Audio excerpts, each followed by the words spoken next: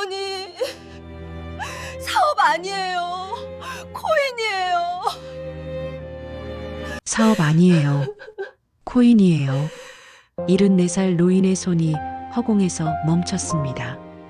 평생 모은 3억이 단 한 문장에 사라졌습니다.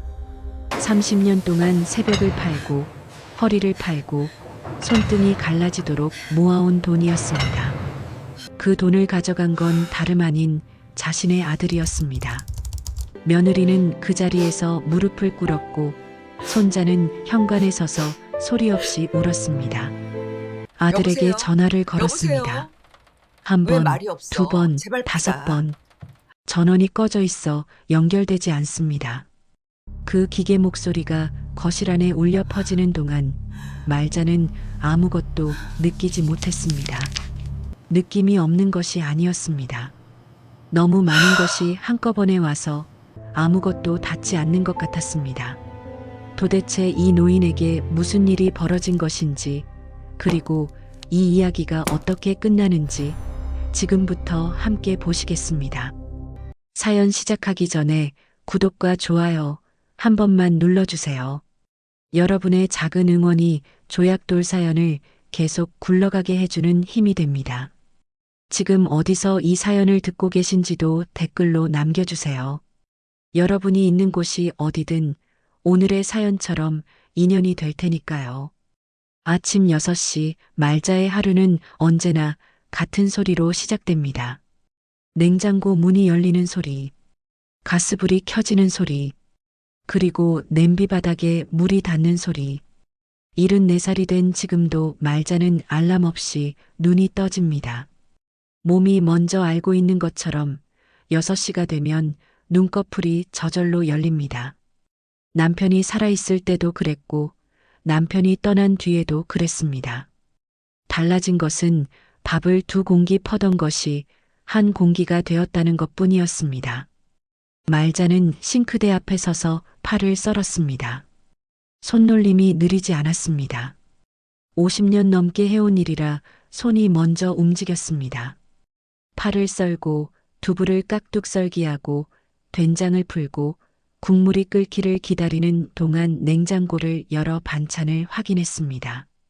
어젯밤에 무쳐둔 시금치나물, 2시간 전에 무친 콩나물 무침, 그리고 사흘 전부터 담가둔 깍두기. 말자는 깍두기 통 뚜껑을 열어 젓가락으로 하나를 집어 맛을 보았습니다. 잠깐 씹다가 고개를 끄덕였습니다. 딱 맞게 익었습니다. 오늘은 현운의 집에 반찬을 가져다 줄 날이었습니다.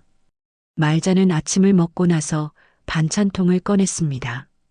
크기가 다른 통들을 줄 세워놓고 하나씩 반찬을 담았습니다. 시금치나물을 담고 콩나물 무침을 담고 깍두기를 담고 어제 삶아둔 계란장 조림도 담았습니다. 마지막으로 냉동실에서 꺼내둔 갈치를 보자기에 싸서 따로 챙겼습니다. 현우가 어릴 때부터 갈치조림을 좋아했습니다. 서연이 잘 못 만든다는 말을 직접 한 적은 없었지만 말자는 그냥 알고 있었습니다.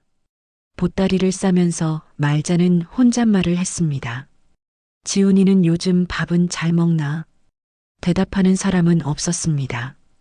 부엌에 말자 혼자였습니다. 그래도 말자는 가끔 이렇게 혼자 말을 걸었습니다. 남편이 가고 나서 생긴 버릇이었습니다. 처음에는 어색했지만 이제는 이게 더 자연스러웠습니다. 버스를 2번 갈아타고 현운의 아파트 앞에 도착했을 때는 오전 10시가 조금 넘어 있었습니다. 현우도 서연도 출근을 한 시간이었습니다. 말자는 현관 비밀번호를 눌렀습니다.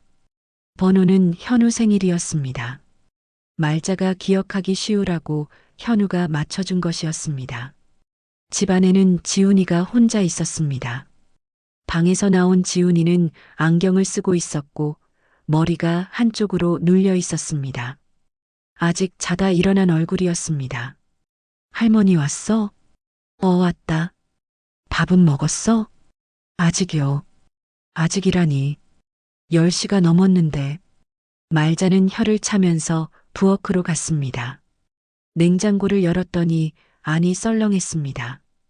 우유 한 팩, 반쯤 남은 요구르트, 그리고 말자가 지난주에 가져다 준 반찬통 몇 개가 덩그러니 있었습니다. 말자는 아무 말도 하지 않고 냄비를 꺼냈습니다. 지훈이 밥을 차려야 했습니다. 국을 데우고 밥을 퍼서 상을 차렸습니다. 지훈이가 식탁 앞에 앉아 숟가락을 들었습니다.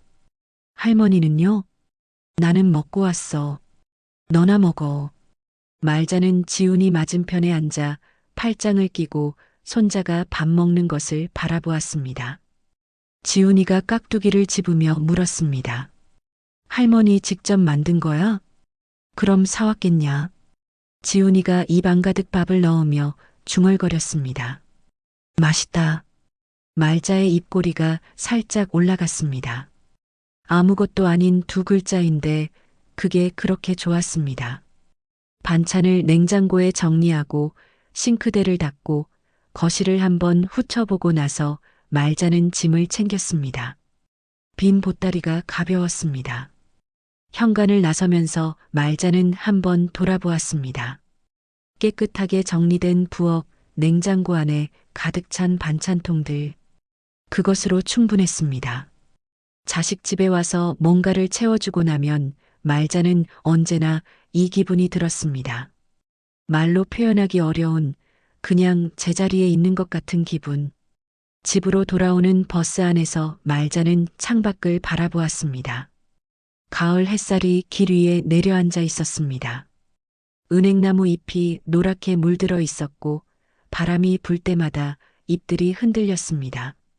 말자는 그 풍경을 말없이 바라보다가 문득 오래전 일을 떠올렸습니다. 현우가 5살이던 해가을, 남편과 셋이 공원을 걷던 날이었습니다. 현우가 은행나무 잎을 잔뜩 주워서 말자 머리에 올려놓고 깔깔대며 웃었습니다. 남편도 웃었고 말자도 웃었습니다. 그날의 공기가 지금도 손에 잡힐 것 같았습니다. 그게 벌써 40년 전 일이었습니다. 집에 돌아온 말자는 코트를 걸고 발을 씻고 안방으로 들어갔습니다. 그리고 서랍을 열었습니다. 이건 말자의 또 다른 습관이었습니다. 외출을 하고 돌아오면 서랍을 열어 통장을 꺼내 확인하는 것. 특별히 뭔가를 확인해야 하는 이유가 있는 것은 아니었습니다. 그냥 만져보고 싶었습니다. 이게 있다는 것을 눈으로 보고 싶었습니다. 통장 표지는 오래된 것이었습니다. 갈색 가죽이 군데군데 달아 있었고 모서리가 살짝 들떠 있었습니다. 그때마다 말자는 손가락으로 꾹꾹 눌러두었습니다. 통장을 펼치면 잔액이 선명하게 찍혀 있었습니다. 3억 1,200만 원. 말자는 그 숫자를 손가락 끝으로 천천히 짚었습니다. 방직 공장에 처음 취직하던 해가 22살이었습니다. 하루 12시간 서서 일했고 야근을 하면 손가락 끝이 퉁퉁 부었습니다. 그렇게 모은 첫 월급을 봉투에 넣어 장롱 안에 감춰두던 것이 생각났습니다. 남편이 택시를 몰기 시작했을 때는 둘이서 한 통장에 돈을 모았습니다. 쓰지 말자고, 나중에 우리 늙으면 쓰자고, 그렇게 약속을 하면서 IMF가 왔을 때 남들은 적금을 깼지만 말자는 깨지 않았습니다. 식당 설거지를 하면서 번 돈으로 버텼습니다. 손이 트고 허리가 아파도 그 통장만은 건드리지 않았습니다. 그렇게 30년이 쌓여 이 숫자가 되었습니다. 말자는 통장을 덮으면서 작게 중얼거렸습니다. 이 돈은 내 마지막 자존심이야. 혼자 하는 말이었습니다. 아무도 듣지 않는 말이었습니다. 그러나 그 말은 말자가 누군가에게 처음으로 꺼낸 것이 아니었습니다. 오래전부터 가슴 안에 있던 말이었습니다. 그냥 오늘 처음으로 소리가 된 것뿐이었습니다. 말자는 통장을 다시 서랍 안에 넣었습니다. 가지런히 도장 옆에 늘 그렇게 놓아두던 자리에 서랍을 닫고 안방 커튼을 살짝 걷었습니다. 오후 햇살이 방 안으로 비스듬히 들어왔습니다. 먼지 한 톨이 햇빛 속에서 천천히 떠다니고 있었습니다. 말자는 그것을 잠깐 바라보다가 침대 위에 앉았습니다. 오늘도 하루가 다 지나가고 있었습니다. 소란스럽지 않게, 크게 나쁘지도 않게, 그냥 조용히. 이런 하루가 말자에게는 좋았습니다. 다 살고 나서 이런 하루가 남아있다는 것이 욕심이 아니라 감사한 일이라는 것을 이 나이가 되어서야 알았습니다. 그것으로 충분하다고 말자는 생각했습니다. 이때까지만 해도 초인종이 울린 건 밤 9시가 넘어서였습니다. 말자는 그 시간에 이미 세수를 마치고 안방에 들어가 있었습니다. 텔레비전에서 뉴스가 흘러나오고 있었지만 소리는 작게 줄여두었고 말자는 반쯤 누운 채로 눈을 감고 있었습니다. 완전히 잠든 것도 아니고 완전히 깨어있는 것도 아닌 그 경계 어딘가에 있었습니다. 74살의 몸은 일찍 눕기를 원했습니다. 그때 초인종이 울렸습니다. 말자는 눈을 떴습니다. 한 번, 그리고 잠깐 뒤에 또 한 번. 말자는 천천히 몸을 일으켜 슬리퍼를 끌며 현관으로 나갔습니다. 도어락 화면에 손을 갖다 대기 전에 잠깐 멈추었습니다. 이 시간에 올 사람이 누구일까 그 생각이 스쳤습니다. 문을 열었습니다. 현우가 서 있었습니다. 그리고 그 옆에 서연도 있었습니다. 두 사람이 나란히 서 있었지만 어쩐지 같이 온 것처럼 보이지 않았습니다. 같은 방향을 바라보고 있지 않은 두 사람처럼 각자 다른 마음을 품고 이 문 앞에 선 것처럼 느껴졌습니다. 현우는 한 손에 서류 봉투를 들고 있었습니다. 서연은 그 옆에서 시선을 살짝 내리깔고 있었고 가방끈을 두 손으로 꼭 쥐고 있었습니다. 말자는 두 사람의 얼굴을 한눈에 훑었습니다. 현우의 눈 밑에 다크서클이 짙게 내려와 있었습니다. 셔츠 칼라가 살짝 구겨져 있었고 평소보다 머리가 부스스했습니다. 서연은 창백했습니다. 화장기가 거의 없는 얼굴이었고 입술이 얇게 다물려 있었습니다. 이 시간에 무슨 일이야? 밥은 먹었어? 말자는 얼른 몸을 비켜 두 사람을 들였습니다. 현우가 신발을 벗으면서도 손에 든 봉투를 내려놓지 않았습니다. 서연은 조용히 들어와 소파 끝에 앉았습니다. 앉는 자리가 소파 한가운데가 아니라 끝이었습니다. 언제든 일어날 수 있는 자리처럼 아주 살짝 걸친 자리였습니다. 뭐 좀 먹을래? 된장찌개 남은 거 있는데. 말자가 부엌 쪽으로 몸을 돌리자 현우가 말했습니다. 엄마 괜찮아. 잠깐 앉아봐. 목소리가 달랐습니다. 평소 현우의 목소리보다 낮고 단단했습니다. 그러나 그 단단함 안에 무언가 힘을 주어 누르고 있는 것이 느껴졌습니다. 말자는 부엌으로 가던 발걸음을 멈추고 현우 맞은편 의자에 앉았습니다. 현우가 봉투를 테이블 위에 올려놓았습니다. 안에서 서류가 나왔습니다. 서너 장이었는데 깔끔하게 인쇄된 표지에 굵은 제목이 박혀 있었습니다. 그래프가 있었고 숫자가 있었고 빼곡한 설명이 있었습니다. 말자는 서류를 집어들었지만 글씨가 눈에 잘 들어오지 않았습니다. 말자는 눈보다 먼저 손이 느끼는 것을 알아챘습니다. 종이가 두껍고 반들거렸습니다. 아무 데서나 뽑은 종이가 아니었습니다. 이게 뭐야? 현우가 서류를 손가락으로 짚으며 말하기 시작했습니다. 대학 동기 중에 오래 알고 지내던 친구가 있는데 그 친구가 이번에 플랫폼 사업을 시작한다고 했습니다. 이미 대기업 두 곳이 관심을 보이고 있고 초기 투자자에게는 수익의 일부를 먼저 돌려주는 구조라고 했습니다. 시장 진입 시기가 지금이 가장 좋고 이 타이밍을 놓치면 다음은 없다고도 했습니다. 말이 빠르지는 않았습니다. 오히려 또렷하게 한 단어씩 힘을 주어 말했습니다. 그러나 말자는 들으면서 이상하게 숨이 찼습니다. 말 자체보다 그 말을 내뱉는 아들의 눈빛 때문이었습니다. 간절하다는 것은 말이 아니라 눈으로 보이는 것이었습니다. 말자는 서류 대신 아들의 얼굴을 바라보았습니다. 현우는 계속 설명을 이어갔습니다. 수익률이 얼마고, 기간이 얼마고, 리스크가 얼마나 낮고, 그 말들이 말자의 귀에 다 들어오지는 않았습니다. 그보다 말자의 눈에 들어온 것은 따로 있었습니다. 설명을 하는 내내 현우의 손이 스마트폰을 꽉 쥐고 있었다는 것, 말이 끝날 때마다 살짝 입술을 깨문다는 것, 그리고 눈을 마주치려다가 가끔 시선이 흔들린다는 것이었습니다. 말자는 조용히 물었습니다. 그래서 얼마나 필요한 거야? 현우가 잠깐 말을 멈추었습니다. 테이블 위 서류를 한번 내려다보고 다시 말자를 보았습니다. 3억? 그 숫자가 거실 안에 떨어졌습니다. 말자는 표정을 바꾸지 않았습니다. 눈을 한번 깜빡였을 뿐입니다. 그 숫자가 무엇인지 모르는 것이 아니었습니다. 오히려 세상에서 그 숫자를 가장 잘 아는 사람이 말자였습니다.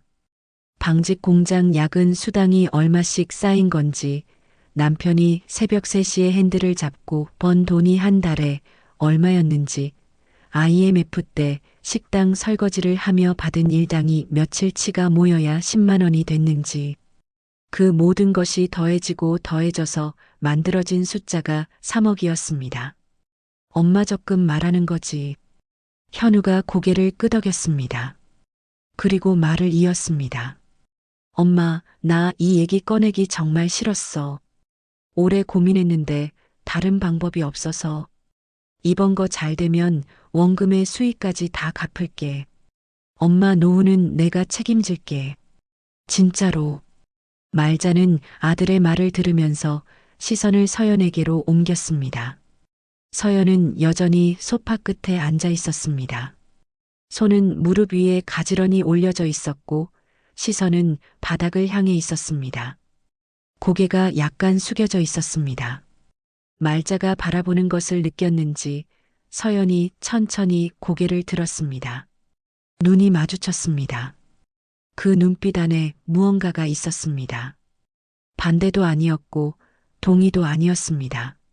말하고 싶은 것이 있지만 말하지 않기로 결정한 사람의 눈빛이었습니다. 입술이 꾹 다물려 있었고 손가락은 무릎 위에서 아주 조금 떨리고 있었습니다. 말자는 그것을 보았습니다.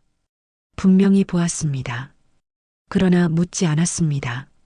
서연은 다시 시선을 내렸습니다. 말자도 시선을 거두었습니다.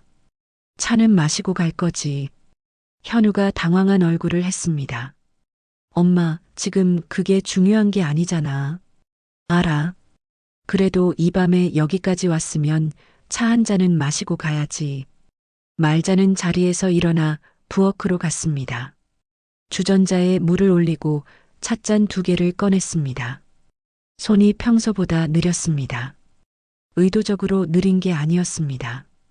그냥 그렇게 움직여졌습니다.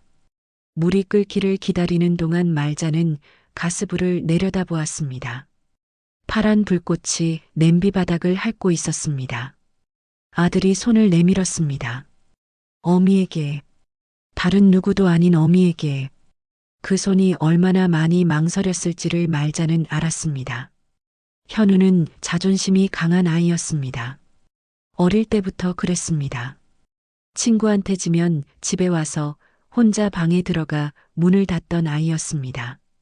그런 아이가 이 밤에 서류 봉투를 들고 이 문을 두드린 것입니다. 그게 말자의 마음 한쪽을 흔들었습니다. 찻잔을 들고 거실로 나오면서 말자가 말했습니다. 서류 두고 가. 한 번 더 볼게. 현우의 어깨에서 무언가가 조금 내려앉는 것이 보였습니다. 눈빛이 달라졌습니다. 그리고 나지막하게 그러나 힘을 주어 말했습니다. 엄마, 이번 기회 놓치면 끝이야. 진짜로.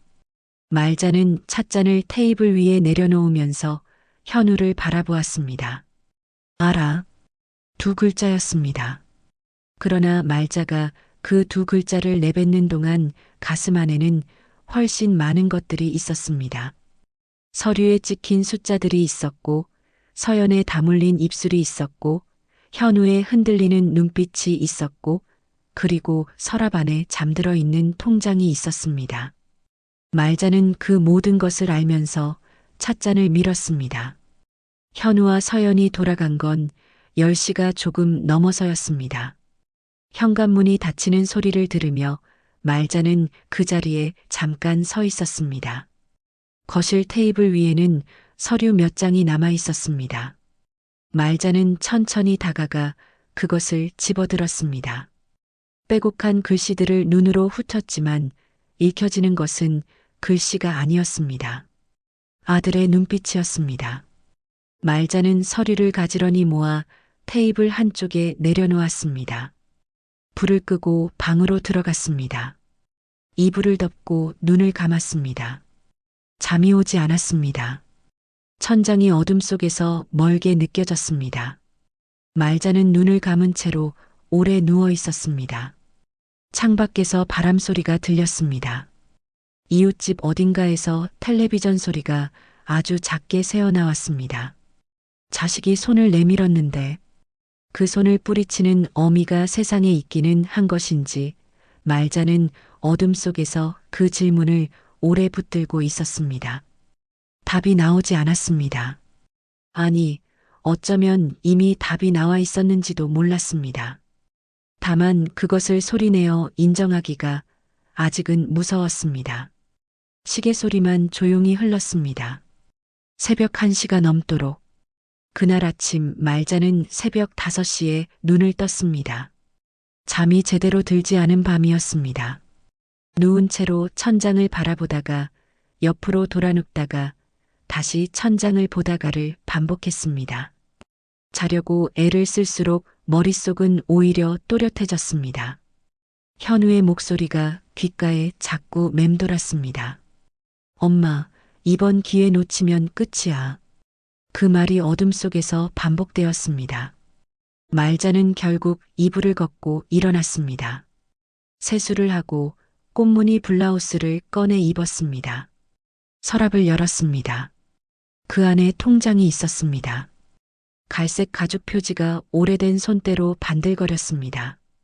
옆에는 도장이 있었습니다. 남편이 결혼하던 해에 새겨준 나무 손잡이가 반질반질하게 다른 도장이었습니다. 말자는 그 두 가지를 한참 들여다보았습니다. 그리고 천천히 가방에 넣었습니다. 부엌에서 된장찌개를 끓였습니다. 밥을 퍼서 상을 차렸습니다. 혼자 앉아 밥을 먹었는데 무슨 맛인지 잘 몰랐습니다. 숟가락이 입으로 가고 그릇이 비워지는 것이 그냥 기계적으로 이루어졌습니다. 밥을 다 먹고 그릇을 씻으면서 말자는 창밖을 바라보았습니다. 하늘이 잔뜩 흐려 있었습니다. 빗방울이 창문에 하나둘 맺히기 시작했습니다. 우산을 챙겨 집을 나섰습니다. 버스 정류장까지 걷는 동안 빗소리가 우산 위를 두드렸습니다. 말자는 가방 손잡이를 두 손으로 꼭 쥐었습니다. 가방 안에 든 것이 통장 한 권과 도장 하나뿐인데 어쩐지 그 무게가 평소와 달리 느껴졌습니다. 정류장 벤치에 앉아서 버스를 기다리는 동안 옆에 할아버지 한 분이 우산을 접으며 앉았습니다. 말자는 그분을 흘끔 바라보다가 다시 앞을 보았습니다. 버스가 왔습니다. 차창 너머로 빗속의 골목이 흘러갔습니다. 말자는 창밖을 바라보면서 오래전 일을 떠올렸습니다. 현우가 처음 초등학교에 입학하던 날 책가방을 사주러 시장을 돌아다니다가 발 뒤꿈치에 물집이 잡혔던 것을, IMF 때 식당 설거지를 마치고 새벽 2시에 집으로 돌아오던 골목이 꼭 이 빗속 풍경과 비슷했다는 것을. 그날도 이렇게 흐리고 축축한 밤이었습니다. 말자는 그 새벽마다 속으로 되뇌었습니다. 현우 대학만 보내자. 현우 결혼만 시키자. 그 다음은 내 거다. 그 다음이 지금 가방 안에 있었습니다. 은행은 내 정거장이었습니다. 말자는 내릴 정거장이 되었을 때 자리에서 천천히 일어났습니다. 손잡이를 잡고 몸을 일으키는데 무릎이 살짝 뻐근했습니다. 버스에서 내리자 빗줄기가 조금 굵어져 있었습니다. 은행 유리문을 밀고 들어섰습니다. 안은 따뜻했고 번호표 뽑는 기계 앞에 두 사람이 줄을 서 있었습니다. 말자도 줄을 서서 번호표를 뽑았습니다. 74번이었습니다. 대기 의자에 앉아 번호판을 올려다보니 68번이 깜빡이고 있었습니다. 말자는 가방을 무릎 위에 올려놓고 두 손을 그 위에 포겠습니다. 기다리는 동안 은행 안을 천천히 둘러보았습니다. 맞은편 창구에서는 젊은 여자가 서류를 넘기고 있었고 왼쪽 끝 창구에서는 양복 입은 남자가 직원과 무언가를 열심히 이야기하고 있었습니다. 말자는 오래전에 이 은행에 처음 왔던 날을 기억했습니다. 현우가 대학에 붙던 해봄이었습니다. 남편과 둘이 와서 적금 통장을 처음 만들었습니다. 직원이 금액을 확인하더니 놀란 표정으로 말했습니다. 아, 이렇게 많이요? 남편이 멋쩍게 웃었고 말자도 웃었습니다. 그게 시작이었습니다. 번호판이 바뀌었습니다. 69번, 70번, 71번. 숫자가 하나씩 올라갈수록 말자의 손에 힘이 들어갔습니다. 본인도 모르게 가방을 더 꼭 쥐고 있었습니다. 74번 고객님, 이번 창구로 오세요. 말자는 자리에서 일어났습니다. 창구에 앉은 직원은 30대 중반으로 보이는 여성이었습니다. 단정하게 묶은 머리, 흰 블라우스, 이름표에는 이수진이라고 적혀 있었습니다. 직원 이수진은 밝게 인사를 건넸습니다. 어서 오세요, 고객님. 어떻게 오셨어요? 말자는 가방을 열어 통장과 도장을 꺼냈습니다. 창구 위에 조심스럽게 올려놓으면서 말했습니다.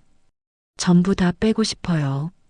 이수진이 통장을 받아 화면을 확인했습니다.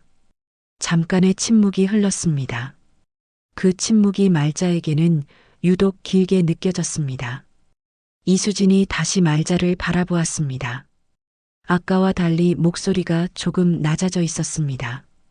고객님, 오늘 출금하시려는 금액이 3억 1,200만 원이신데요. 전액 출금이 맞으신가요? 네. 혹시 실례가 되지 않는다면 어디 사용하시는 건지 여쭤봐도 될까요? 말자는 잠깐 이수진을 바라보았습니다. 그리고 짧게 대답했습니다. 아들한테 줄 거예요. 사업한다고. 이수진의 표정이 아주 미세하게 달라졌습니다. 업무적인 밝음이 한꺼풀 걷히고 그 아래에 있던 무언가가 드러나는 것 같은 순간이었습니다. 이수진은 화면을 한번 내려다보다가 다시 말자를 보았습니다. 목소리는 조심스러웠지만 분명하게 말했습니다. 어머니, 제가 드리는 말씀이 혹시 불편하시면 괜찮으신데요. 최근에 자녀분께 목돈을 들이셨다가 피해를 입으신 분들이 저희 지점에도 몇 분 오셨어요. 가족 사이에도 꼭 서류를 먼저 확인하시고 사업이라면 사업자 등록증이나 계약서를 먼저 보신 다음에 결정하시는 게 좋을 것 같아서요. 거실보다 더 짧은 침묵이 흘렀습니다. 말자는 이수진을 바라보았습니다. 걱정이 담긴 눈빛이었습니다. 나이도 어린 직원이 자기 일도 아닌 것을 이렇게 조심스럽게 말해주는 것이 말자는 느껴졌습니다. 그리고 바로 그렇기 때문에 말자는 자신이 지금 무언가를 외면하고 있다는 것도 느껴졌습니다. 그러나 말자는 웃었습니다. 인상을 찌푸리지 않고 억지스럽지도 않게 그냥 오래 살아온 사람의 온화한 웃음으로 괜찮아요. 내 아들이에요. 이수진은 잠깐 입술을 움직였다가 다시 다물었습니다. 더 할 말이 있는 것 같았지만 그 이상은 직원이 넘을 수 있는 선이 아니었습니다. 이수진은 고개를 살짝 숙이고 화면으로 시선을 돌렸습니다. 서류가 한 장 출력되었습니다. 출금 확인서였습니다. 금액이 인쇄되어 있었고 서명란이 있었고 도장을 찍어야 하는 네모 칸이 있었습니다. 이수진이 서류를 창구 위로 밀었습니다. 여기 서명하시고 도장 찍어주시면 됩니다. 말자는 볼펜을 들었습니다. 서명란에 이름을 썼습니다. 손글씨가 평소보다 조금 느렸습니다. 그리고 가방에서 도장을 꺼냈습니다. 나무 손잡이가 손바닥 안에 들어왔습니다. 말자는 그 자리에서 잠깐 멈추었습니다. 한 박자, 아주 짧은 한 박자였습니다. 아무도 눈치채지 못할 만큼 짧은 시간이었지만 말자에게는 그 한 박자 안에 여러 가지 것들이 지나갔습니다. 방직 공장 야근이 끝나고 집으로 걸어오던 새벽 골목. 남편이 택시 운전을 마치고 돌아와 밥상 앞에서 조용히 졸던 모습.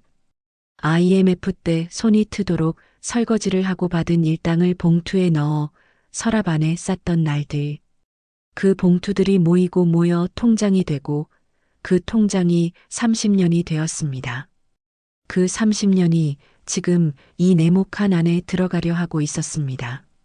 말자는 도장을 찍었습니다. 탁! 소리는 작았습니다. 창구 너머 키보드 소리, 다른 직원과 고객이 나누는 대화 소리, 은행 문이 열리고 닫히는 소리 속에 묻혀버릴 만큼 작은 소리였습니다. 그런데 말자의 귀에는 그 소리만 들렸습니다. 도장이 종이에 닿는 그 짧은 소리가 귓속에서 오래 울렸습니다. 이수진이 서류를 집어 확인 도장을 찍고 한 장을 분리해서 말자에게 건넸습니다. 처리 완료되었습니다. 아드님 계좌로 이체 처리해드렸어요. 고객님 통장에는 잔액이 남아있지 않습니다. 말자는 그 종이를 받았습니다. 그리고 통장을 받아 가방에 넣었습니다. 자리에서 일어서는데 무릎이 다시 뻐근했습니다.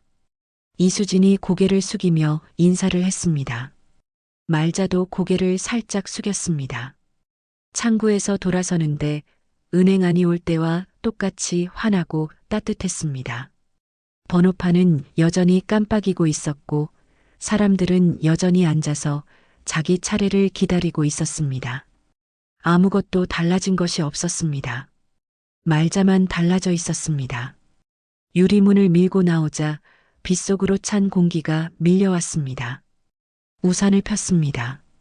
정류장을 향해 걸었습니다. 가방이 아까보다 가벼웠습니다. 통장도 도장도 그대로 안에 있는데 가방이 가벼웠습니다. 무게가 빠져나간 것이 아니라 그 안에 오래 들어있던 무언가가 이제 없다는 것을 몸이 먼저 알고 있는 것 같았습니다. 버스를 타고 집으로 돌아왔습니다. 현관문을 열고 들어와 가방을 내려놓았습니다. 코트를 걸었습니다. 그리고 부엌 의자를 끌어당겨 앉았습니다. 가방에서 통장을 꺼냈습니다. 펼쳤습니다. 잔액란에 숫자가 찍혀 있었습니다. 0원. 말자는 그 숫자를 바라보았습니다. 한참을 바라보았습니다. 손가락 끝이 통장 위로 천천히 올라가 그 칸을 살며시 쓸었습니다. 손등에 핏줄이 붉어졌습니다. 주름진 손가락이 그 네 글자 위에서 잠시 멈추었습니다. 눈물은 나지 않았습니다. 울고 싶다는 생각도 들지 않았습니다. 그저 그 숫자와 오래 마주 앉아 있었습니다. 창밖에서 빗소리가 들렸습니다. 냉장고가 낮게 윙윙거리는 소리가 들렸습니다. 시계 초침 소리가 들렸습니다. 말자는 통장을 덮었습니다. 그리고 일어나 냄비를 올렸습니다. 된장찌개를 데웠습니다. 밥을 한 공기 퍼서 상 위에 놓았습니다. 혼자 앉아 숟가락을 들었습니다. 숟가락이 그릇 위에서 잠깐 멈추었습니다. 말자는 숟가락을 내려놓았습니다. 창밖을 바라보았습니다. 빗줄기가 유리창을 타고 흘러내리고 있었습니다. 한 줄기가 내려가면 또 한 줄기가 그 옆에서 흘렀습니다. 괜찮다고 말자는 생각했습니다. 현우가 잘 되면 괜찮은 거라고. 자식이 잘 되면 그게 다 내 것이라고. 이 나이에 돈이 뭐가 그리 중요하냐고. 말자는 그렇게 스스로에게 말하면서 다시 숟가락을 들었습니다. 천천히 밥을 떴습니다. 천천히 입에 넣었습니다. 그게 맞는 말인지 틀린 말인지는 아직 알 수 없었습니다. 이때까지만 해도 말자는 몰랐습니다. 현우에게 건넨 것이 돈이 아니라 자신의 마지막 자리였다는 것을, 그리고 그 자리가 돌아오는데 얼마나 오랜 시간이 필요한지를. 그날 밤 빗소리는 새벽까지 그치지 않았습니다. 사흘이 지났습니다. 말자는 그 사흘 동안 현우에게 먼저 연락하지 않았습니다. 현우도 연락이 없었습니다. 말자는 평소처럼 아침을 차리고 장을 보고 저녁을 먹고 잠자리에 들었습니다. 통장을 열어보지 않았습니다. 서랍을 열지 않았습니다. 그냥 모르는 척, 아무것도 달라지지 않은 척 지냈습니다. 그렇게 지내는 것이 가장 편했습니다. 나흘째 되던 날 오후 현우에게서 문자가 왔습니다. 말자는 돋보기를 쓰고 화면을 들여다보았습니다. 엄마, 잘 되고 있어. 걱정 마. 짧은 문자였습니다. 말자는 그 문자를 한참 바라보았습니다. 걱정 마. 그 세 글자가 눈에 오래 머물렀습니다. 말자는 답장을 쓰려다가 그냥 화면을 껐습니다. 뭐라고 써야 할지 몰랐습니다. 아니, 사실은 아무것도 묻고 싶지 않았습니다. 잘 되고 있다는 말을 그냥 믿고 싶었습니다. 그리고 열흘이 더 지났습니다. 현우가 직접 찾아온 것은 그로부터 또 사흘이 지난 저녁이었습니다. 이번에는 혼자였습니다. 서연도 없었고 지훈이도 없었습니다. 그런데 표정이 달랐습니다. 지난번에 서류 봉투를 들고 문 앞에 서 있던 그 피곤하고 눌린 얼굴이 아니었습니다. 어깨가 올라가 있었고 눈빛이 환했습니다. 신발을 벗으면서 말자한테 먼저 웃어 보였습니다. 현우가 그렇게 웃는 것을 말자는 오래간만에 보았습니다. 엄마, 나왔어. 그래, 왔냐? 밥은 먹었어? 응. 엄마, 이것 봐. 현우가 스마트폰 화면을 말자 앞에 들이밀었습니다. 말자는 돋보기를 찾으려고 두리번거렸고 현우가 얼른 소파 옆에 놓인 돋보기를 집어 건넸습니다. 말자는 돋보기를 쓰고 화면을 들여다보았습니다. 숫자들이 있었습니다. 말자가 다 알아볼 수는 없었지만 초록색으로 표시된 숫자들이 빼곡했습니다. 이게 뭐야? 수익이야, 엄마. 벌써 이만큼 올랐어. 현우의 목소리에 힘이 넘쳤습니다. 화면을 손가락으로 두드리며 이 숫자가 어떻게 된 것이고 저 숫자가 무슨 의미인지 설명했습니다. 말자는 절반도 알아듣지 못했습니다. 그러나 아들의 목소리가 좋았습니다. 그 목소리 안에 오랫동안 없었던 것이 들어와 있었습니다.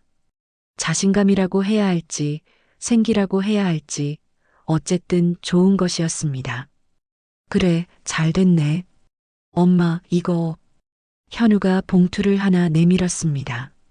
말자가 받아서 열어보았습니다. 현금이었습니다.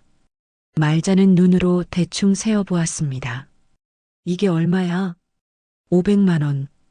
일단 수익 일부 먼저 드리는 거야. 앞으로 계속 이렇게 들어올 거야, 엄마. 말자는 봉투를 내려다보았습니다. 500만 원. 두꺼운 봉투가 손 안에서 묵직했습니다. 말자는 이걸 받아야 할지 말아야 할지 잠깐 망설였습니다. 그러나 현우가 말했습니다. 엄마 것이야. 엄마 돈으로 번 거잖아. 그 말에 말자는 더 이상 망설이지 않았습니다. 봉투를 탁자 위에 내려놓으면서 말자는 말했습니다. 고맙다. 두 글자였지만 그 안에 안도가 있었습니다. 열흘이 넘도록 누르고 있었던 무언가가 살짝 풀리는 것 같은 안도였습니다.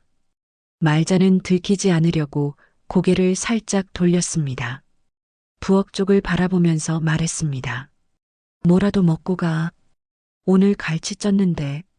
현우가 웃으면서 말했습니다. 엄마, 그러지 말고 우리 나가서 먹자. 오늘은 내가 살게. 말자는 현우를 바라보았습니다. 내가 살게. 그 말을 현우에게서 들어본 것이 얼마 만인지 기억이 나지 않았습니다. 결혼하기 전에도 결혼하고 나서도 현우는 언제나 말자가 밥을 차리거나 말자가 계산을 했습니다. 그게 당연한 것처럼 여겨지는 세월이 흘렀습니다. 그런데 오늘 아들이 말했습니다. 내가 살게. 그래도 되겠냐? 엄마, 무슨 소리야? 어서 코트 입어. 말자는 방으로 들어가 갈색 코트를 꺼냈습니다. 옷걸이에서 내릴 때 손이 조금 느렸습니다. 거울 앞에서 코트 단추를 채우는데 거울 속에 자신의 얼굴이 보였습니다. 눈가에 주름이 깊었고 머리에는 흰머리가 섞여 있었습니다. 그런데 그 얼굴에 오랫동안 없었던 것이 있었습니다. 미소였습니다. 말자는 그것을 보고 얼른 시선을 거두었습니다. 그리고 가방을 들고 방에서 나왔습니다. 현우가 데려간 곳은 집에서 2정거장 거리에 있는 한식당이었습니다. 오래된 한옥 건물을 고쳐 만든 곳이었는데 안으로 들어서니 나무 향이 났습니다. 서연과 지훈이가 먼저 와서 자리를 잡고 있었습니다. 지훈이가 말자를 보자마자 손을 흔들었습니다. 할머니, 왔냐? 말자가 지훈이 옆에 앉았습니다. 지훈이가 메뉴판을 들고 말자 쪽으로 기울였습니다. 할머니, 뭐 먹을 거야? 나는 갈비탕. 그래, 할머니도 그거 먹을게. 서연이 말자에게 물수건을 건네며 말했습니다. 어머님 오시느라 힘드셨어요. 아니야, 별거 아닌데. 서연의 표정은 차분했습니다. 크게 밝지도 않았고 크게 어둡지도 않았습니다. 그냥 평평했습니다. 말자는 그것을 눈치챘지만 묻지 않았습니다. 음식이 나왔습니다. 김이 모락모락 오르는 갈비탕이 상 위에 놓였습니다. 깍두기와 나물 반찬들이 함께 나왔습니다. 현우가 말자 앞에 밥그릇을 놓아주었습니다. 말자는 숟가락을 들었습니다. 국물을 한 숟가락 떠서 마셨습니다. 뜨겁고 진했습니다. 좋았습니다. 국물이 좋다는 게 아니었습니다. 이 자리가 좋았습니다. 아들이 맞은편에 앉아 밥을 먹고 며느리가 지훈이 반찬을 집어주고 지훈이가 갈비뼈를 손으로 잡고 뜯으면서 키득거리는 이 장면이 좋았습니다. 특별한 것이 없었습니다. 그냥 가족이 밥을 먹고 있는 것뿐이었습니다. 그런데 그게 말자에게는 오늘따라 유독 소중하게 느껴졌습니다. 현우가 말자 갈비탕에 고기를 건져 올려주었습니다. 엄마, 고기 더 먹어. 나는 됐어. 너나 먹어. 엄마가 드셔야지. 말자는 아들이 건네준 고기를 받았습니다. 씹으면서 현우를 바라보았습니다. 현우는 밥을 먹으면서 지훈이와 뭔가 이야기를 나누고 있었습니다. 지훈이가 뭐라고 하자 현우가 소리 없이 웃었습니다. 오래간만에 보는 웃음이었습니다. 말자는 고개를 살짝 숙이고 국물을 떴습니다. 괜찮은 것 같았습니다. 정말로 괜찮은 것 같았습니다.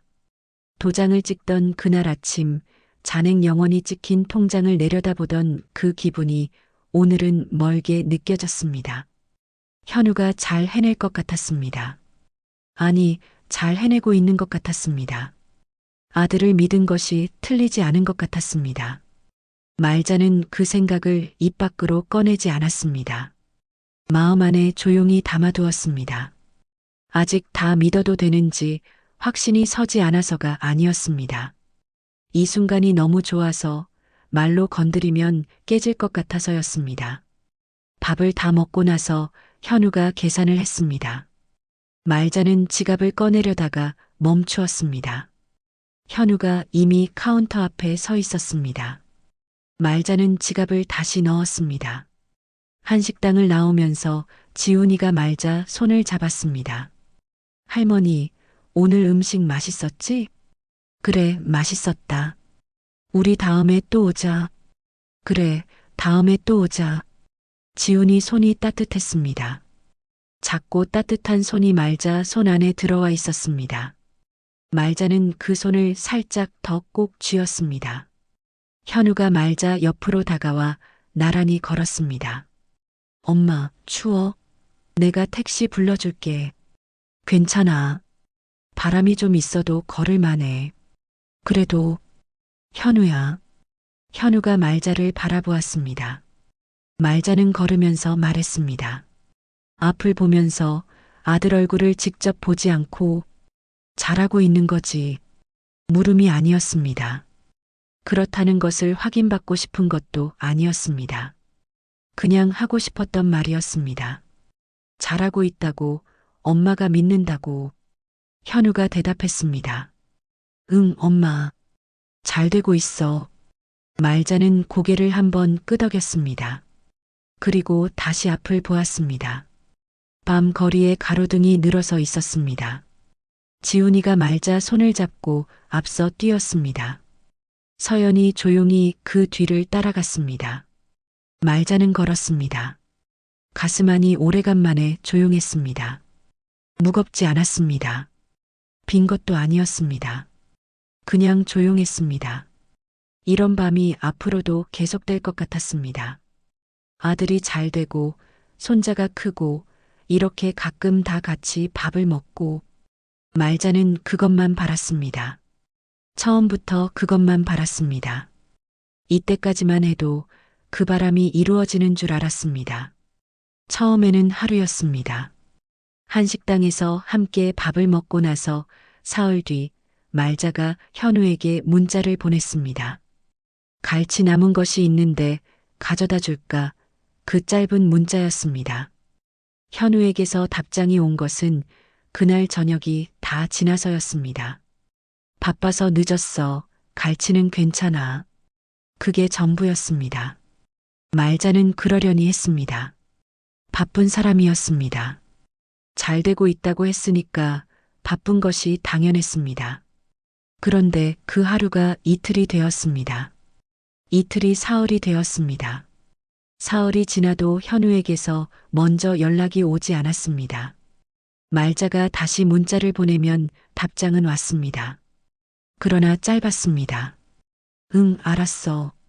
나중에 전화할게. 나중에 전화하겠다는 말 뒤에 전화가 온 적은 없었습니다. 말자는 그것도 그러려니 했습니다. 바쁜 것이라고, 잘 되고 있으니까 바쁜 것이라고. 그렇게 2주가 지났습니다. 말자는 어느 날 아침 된장찌개를 끓이다가 문득 손을 멈추었습니다. 냄비 안에서 국물이 부글거렸습니다.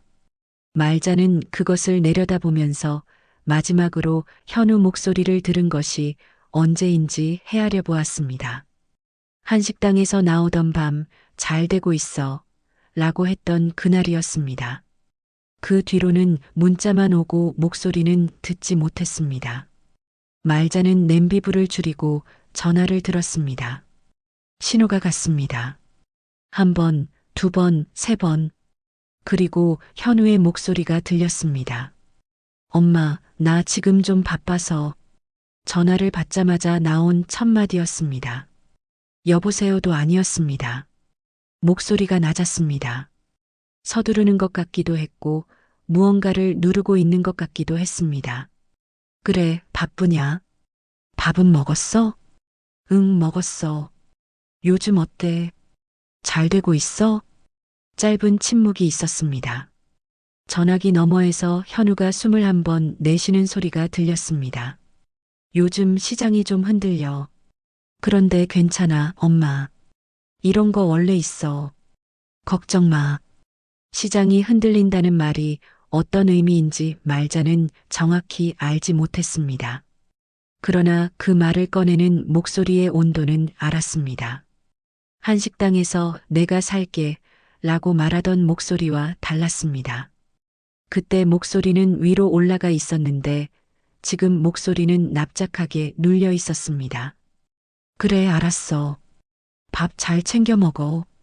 응, 엄마도. 전화가 끊어졌습니다. 말자는 전화기를 내려놓고 다시 냄비 앞에 섰습니다. 국물이 조금 졸아 있었습니다. 말자는 물을 조금 더 붓고 간을 보았습니다. 짰습니다. 숟가락을 씻어 다시 내려놓으면서 말자는 생각했습니다. 시장이 흔들린다고 했습니다. 그게 얼마나 흔들리는 것인지는 몰랐습니다. 조금 흔들리다가 다시 올라가는 것인지 아니면 계속 내려가는 것인지 그것을 물어볼 용기가 나지 않았습니다. 물어보면 대답을 들어야 했습니다. 그 대답이 듣고 싶지 않은 것일 수도 있었습니다. 그래서 말자는 묻지 않았습니다. 그냥 국물에 물을 붓고 간을 맞추고 밥을 퍼서 혼자 앉아 먹었습니다. 그 무렵 복지관에서 분이미를 만났습니다. 분이미는 말자보다 1살 위였습니다. 둘이 알고 지낸 것이 10년이 넘었습니다. 분이미는 말이 많고 직선적인 사람이었습니다. 돌려 말하는 법을 모르는 것처럼 늘 바로 내질렀는데 그게 말자는 오히려 편했습니다. 복지관 마당 벤치에 나란히 앉아 있는데 분이미가 물었습니다. 말자야, 너 요즘 얼굴이 왜 그래? 왜 이상해? 이상한 게 아니라 뭔가 누른 얼굴이야. 속에 뭔가 있는 사람 얼굴. 말자는 잠깐 앞을 바라보았습니다. 복지관 마당에 은행나무 한 그루가 서 있었습니다. 잎이 절반쯤 떨어져 있었습니다. 바람이 불자 나뭇잎들이 흔들렸습니다. 현우가 사업을 하고 있거든. 사업? 응. 잘 될 거라고 했는데 요즘은 연락이 좀 뜸해서. 분이미가 말자를 바라보았습니다. 눈이 날카로웠습니다. 돈 들어갔어? 말자는 대답하지 않았습니다. 대답하지 않는 것이 대답이었습니다. 분이미가 혀를 찼습니다. 얼마나? 분이마, 얼마나 들어갔냐고. 말자는 무릎 위에 올려놓은 손을 내려다보았습니다. 손등에 핏줄이 붉어져 있었습니다. 주름진 손가락이 천천히 오므라들었습니다. 많이. 분이미가 한동안 말이 없었습니다. 그것은 분이미답지 않은 침묵이었습니다. 분이미가 말을 참는다는 것은 하고 싶은 말이 너무 많아서 어디서부터 꺼내야 할지 모를 때였습니다. 그리고 잠시 뒤 분이미가 말했습니다. 나지막하게 그러나 또렷하게. 말자야. 자식 돈은 빌려주는 게 아니야. 말자는 아무 말도 하지 않았습니다. 줬으면 준 거고 빌려준 거면 받을 생각하면 안 돼. 그리고 잘 되고 있으면 연락이 와야 하는 거야. 연락이 뜸하면 좋지 않은 거야, 말자야. 말자는 분이미를 바라보지 않았습니다. 앞에 은행나무를 바라보았습니다. 바람이 불었고 잎이 하나 떨어졌습니다. 말자는 그 잎이 마당 바닥에 내려앉는 것을 눈으로 따라갔습니다. 알아. 알면서 왜 아무것도 안 하고 있어. 아들이잖아, 분이마. 분이미가 더 말하지 않았습니다. 말자도 더 말하지 않았습니다. 두 사람은 그렇게 한동안 나란히 앉아 있었습니다. 바람이 또 불었고 잎이 또 떨어졌습니다. 집으로 돌아오는 버스 안에서 말자는 창밖을 보지 않았습니다. 눈을 감고 앉아 있었습니다. 분이미의 말이 귀 안에서 맴돌았습니다. 연락이 뜸하면 좋지 않은 거야. 말자는 그 말을 밀어내려 했습니다. 그러나 밀어낼수록 더 가까이 붙어왔습니다. 말자는 결국 눈을 뜨고 전화기를 꺼냈습니다. 현우의 이름 위에 손가락을 올려놓았습니다. 그리고 누르지 않았습니다. 괜찮을 것이라고 말자는 생각했습니다. 시장이 좀 흔들린다고 했지만 괜찮다고 했습니다. 현우가 괜찮다고 했습니다. 말자는 전화기를 가방 안에 넣었습니다. 그날 밤이었습니다. 말자가 저녁을 먹고 설거지를 마친 뒤 텔레비전을 켜고 앉아 있는데 전화가 왔습니다. 서연이었습니다. 말자는 잠깐 놀랐습니다. 서연이 먼저 전화를 하는 것은 흔한 일이 아니었습니다. 어머님, 저예요. 그래, 서연아. 무슨 일이야? 전화기 너머에서 서연이 잠깐 말을 고르는 것이 느껴졌습니다. 숨소리가 들렸습니다. 어머님, 혹시 현우 오빠한테 연락되세요? 말자는 텔레비전 소리를 줄였습니다. 왜 연락이 안 돼? 오늘 저녁부터 전화를 안 받아요. 문자도 읽지를 않고요. 말자의 손이 전화기를 조금 더 세게 쥐었습니다. 그래, 바쁜가 보지. 어머님, 서연의 목소리가 달라졌습니다. 조금 더 낮아지고 조금 더 당겨졌습니다. 오늘 낮에 제 휴대폰으로 알림이 하나 왔어요. 현우 오빠가 제 번호를 어딘가에 연락처로 등록해 놨나 봐요. 무슨 알림? 서연이 대답하기 전에 잠깐 침묵이 있었습니다. 그 침묵이 말자에게는 이상하게 길게 느껴졌습니다. 청산 경고라고 왔어요. 말자는 그 말이 무슨 뜻인지 몰랐습니다. 청산, 경고. 두 단어가 귀 안으로 들어왔는데 어디에 붙여야 할지를 몰랐습니다. 그러나 말자는 그 두 단어가 좋은 뜻이 아니라는 것은 알았습니다. 서연이 이 시간에 전화를 해서 떨리는 목소리로 전하는 말이 좋은 뜻일 리 없었습니다. 그게 무슨 말이야? 저도 정확히는 모르겠어요. 그런데 어머님, 저 좀 무서워요. 서연의 목소리가 처음으로 흔들렸습니다. 평소의 표정도 목소리도 평평하던 서연이었습니다. 그 서연의 목소리가 흔들렸습니다. 말자는 아무 말도 하지 못했습니다. 전화기를 쥔 손이 차가워졌습니다. 부엌 쪽에서 냉장고가 낮게 윙윙거리는 소리가 들렸습니다. 텔레비전은 소리를 줄였지만 화면은 켜져 있었고 사람들이 웃으며 무언가를 이야기하고 있었습니다. 현우한테 계속 연락해봐. 나도 해볼게. 네, 어머님. 전화가 끊어졌습니다. 말자는 전화기를 무릎 위에 내려놓았습니다. 그리고 현우 번호를 눌렀습니다. 신호가 갔습니다. 한 번, 두 번, 세 번, 네 번. 받지 않았습니다. 말자는 다시 눌렀습니다. 한 번, 두 번, 세 번, 네 번, 다섯 번. 받지 않았습니다. 말자는 전화기를 소파 위에 올려놓았습니다. 텔레비전 화면 속 사람들이 여전히 웃고 있었습니다. 말자는 리모컨을 들어 텔레비전을 껐습니다. 거실이 어두워졌습니다. 창밖에서 바람 소리가 들렸습니다. 말자는 일어나지 않았습니다. 그 자리에 앉아서 어두운 거실에서 전화기를 바라보았습니다. 청산 경고. 그 두 단어가 어둠 속에서 자꾸 눈앞에 떠올랐습니다. 무슨 뜻인지 몰랐습니다. 알고 싶지 않았습니다. 그러면서도 알아야 할 것 같았습니다. 밤이 깊어갔습니다. 현우에게서는 연락이 오지 않았습니다. 다음 날 아침 10시 초인종이 울렸습니다. 말자는 밤새 거의 잠을 자지 못했습니다. 새벽 2시까지 현우에게 전화를 걸었지만 받지 않았고 2시가 넘어서 겨우 눈을 감았다가 5시에 깨었습니다. 그 뒤로는 눕지도 일어나지도 못한 채 이불 위에 걸터 앉아 창이 밝아오는 것을 바라보았습니다. 된장찌개를 끓였지만 먹지 않았습니다. 그냥 끓였습니다. 손이 움직이는 대로 두었습니다. 초인종 소리에 말자는 천천히 현관으로 나갔습니다. 문을 열었습니다. 서연이었습니다. 얼굴이 하얗게 질려 있었습니다.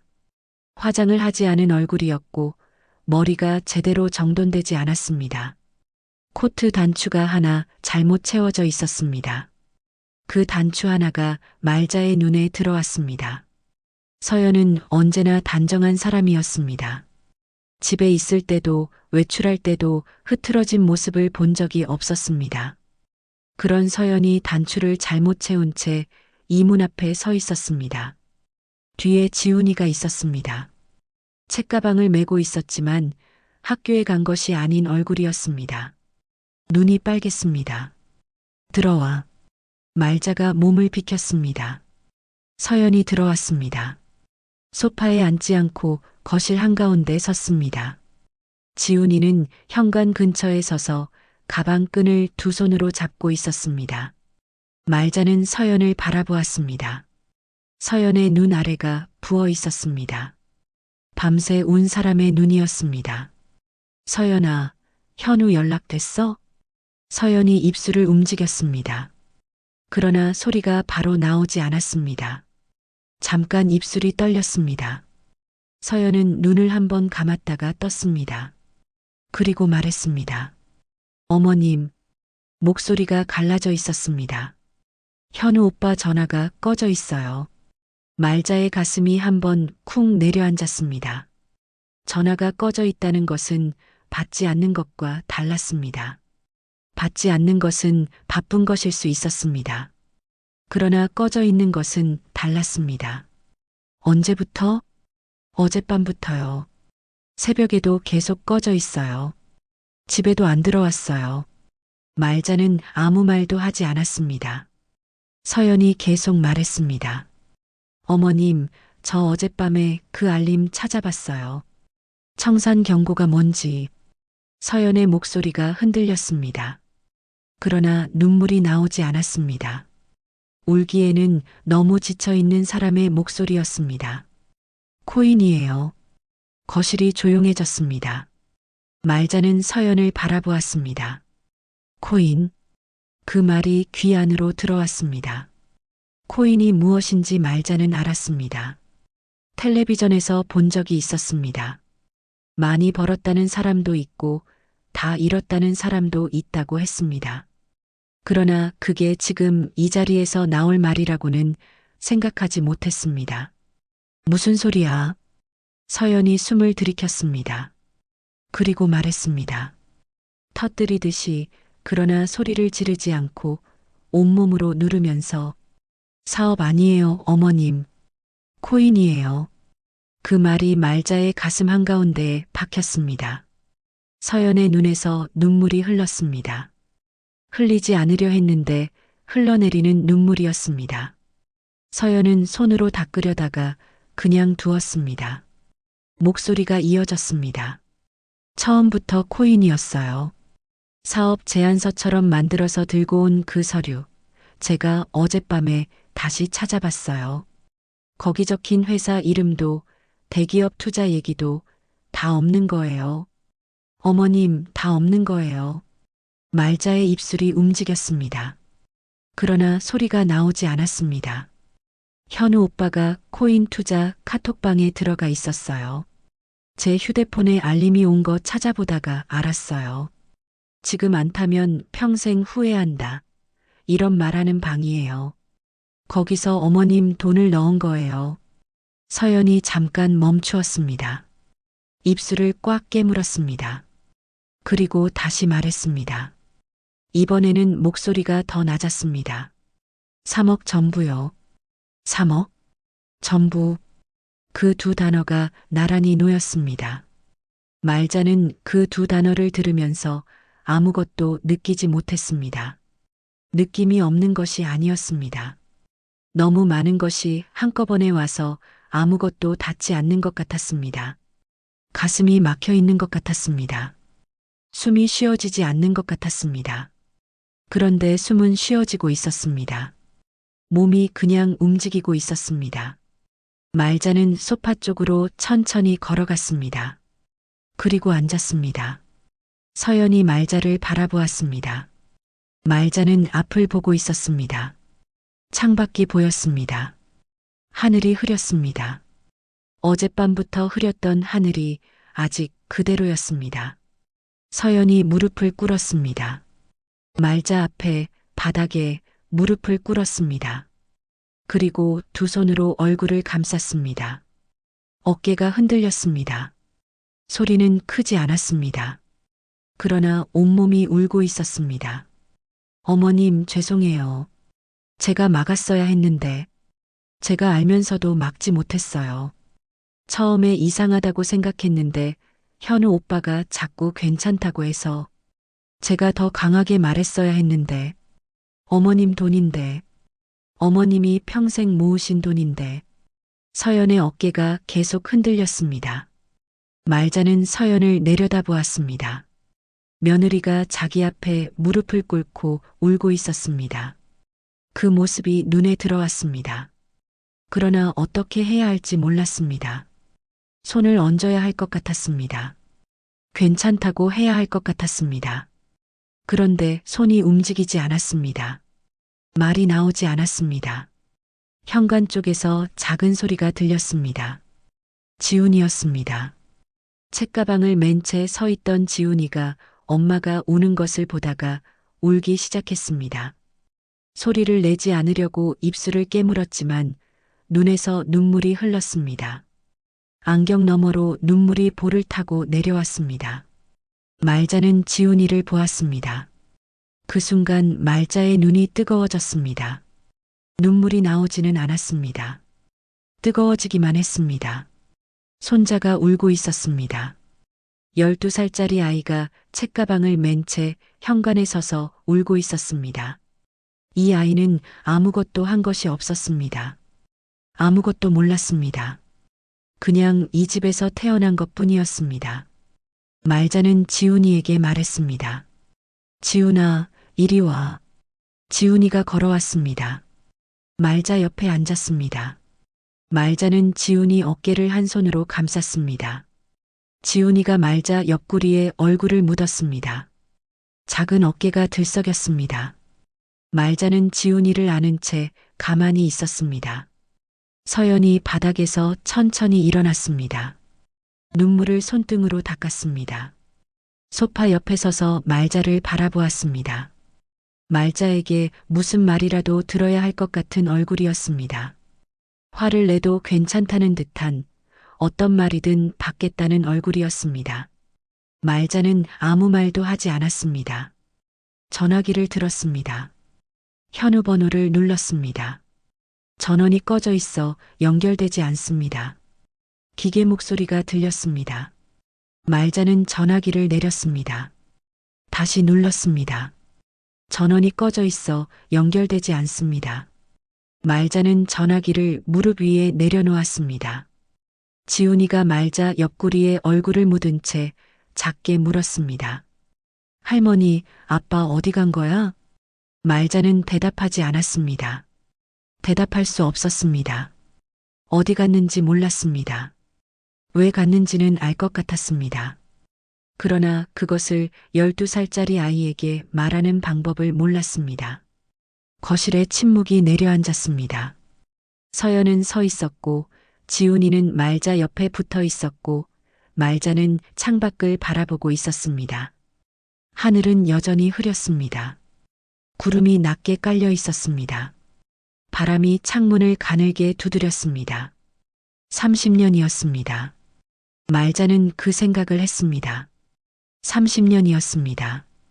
방직 공장 새벽 야근이 있었고 남편의 새벽 핸들이 있었고 IMF 겨울 설거지통이 있었습니다.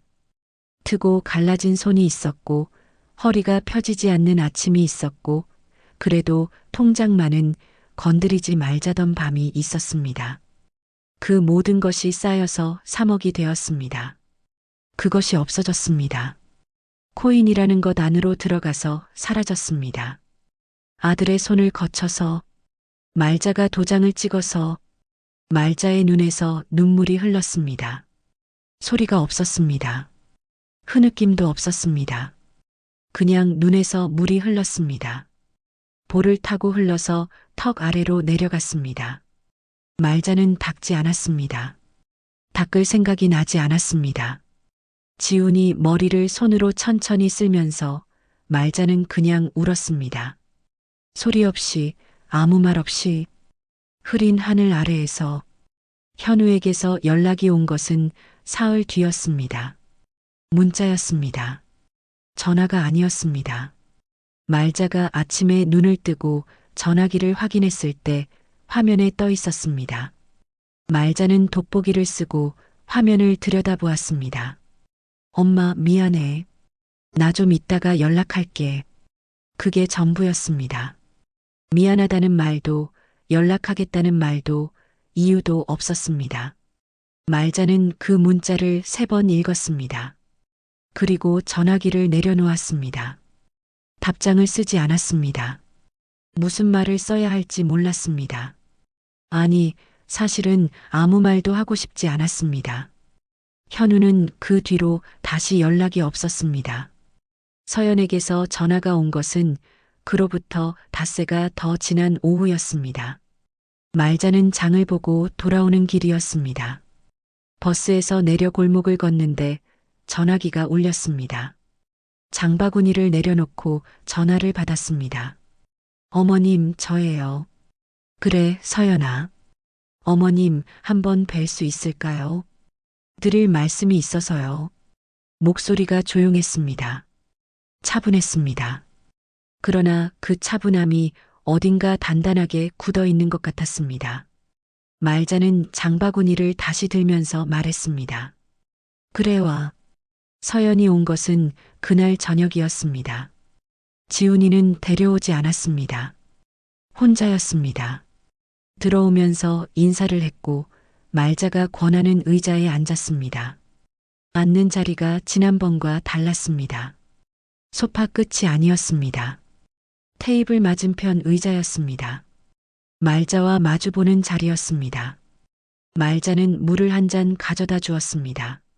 서연이 두 손으로 컵을 감쌌습니다. 그리고 잠깐 고개를 숙였다가 들었습니다. 눈이 말자를 바라보았습니다.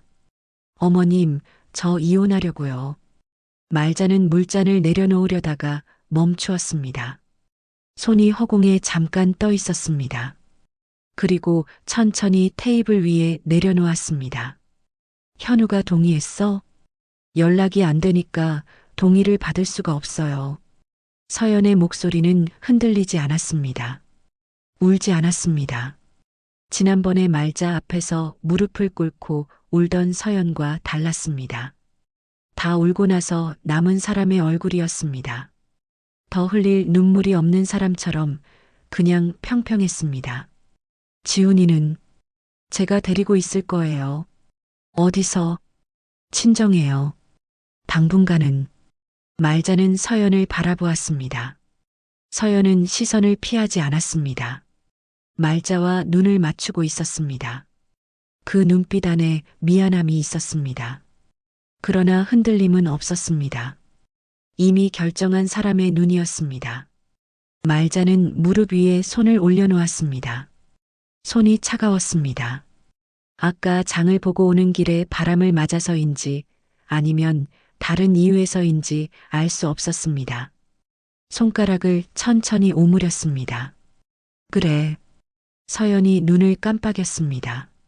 어머님, 화 안 나세요? 화가 왜 안 나겠냐?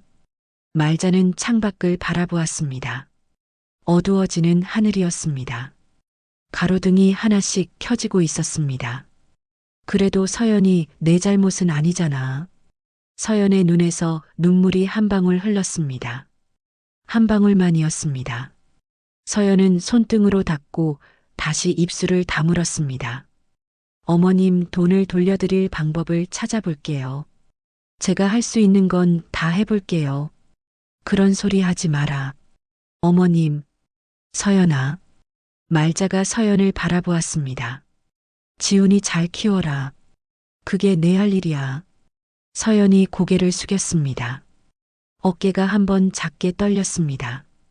그리고 다시 고개를 들었을 때는 눈물이 없었습니다. 서연이 돌아가고 나서 말자는 오래 의자에 앉아 있었습니다. 이혼. 그 말이 거실 안에 남아 있었습니다. 현우가 없고 서연이 지훈이를 데리고 친정으로 가면 이 집에는 아무것도 남지 않게 되는 것이었습니다. 말자가 반찬을 싸들고 가던 그 집이 지훈이가 깍두기 맛있다고 했던 그 부엌이, 비밀번호가 현우 생일이던 그 현관이 다 없어지는 것이었습니다. 말자는 결혼 반지를 보았습니다. 오른손 약지에 끼고 있는 낡은 금반지였습니다. 남편이 가고 나서도 빼지 않은 반지였습니다. 말자는 그 반지를 엄지손가락으로 천천히 돌렸습니다. 한 바퀴, 그리고 또 한 바퀴. 소문이 돌기 시작한 것은 그로부터 며칠이 지나지 않아서였습니다. 복지관 앞 슈퍼에서 장을 보는데 계산대 아주머니가 말자에게 눈을 잘 맞추지 않았습니다. 평소에는 날씨 얘기며 반찬 얘기며 말을 먼저 거는 사람이었는데 그날은 거스름돈만 내밀고 고개를 돌렸습니다. 말자는 그것을 느꼈습니다. 그러나 모르는 척 가방에 거스름돈을 넣고 나왔습니다. 이틀 뒤 복지관 뜨개질 모임에서도 이상했습니다. 말자가 들어서자 이야기를 나누던 사람들이 잠깐 조용해졌습니다. 금세 다시 말을 이었지만 그 찰나의 침묵이 말자의 귀에 들렸습니다.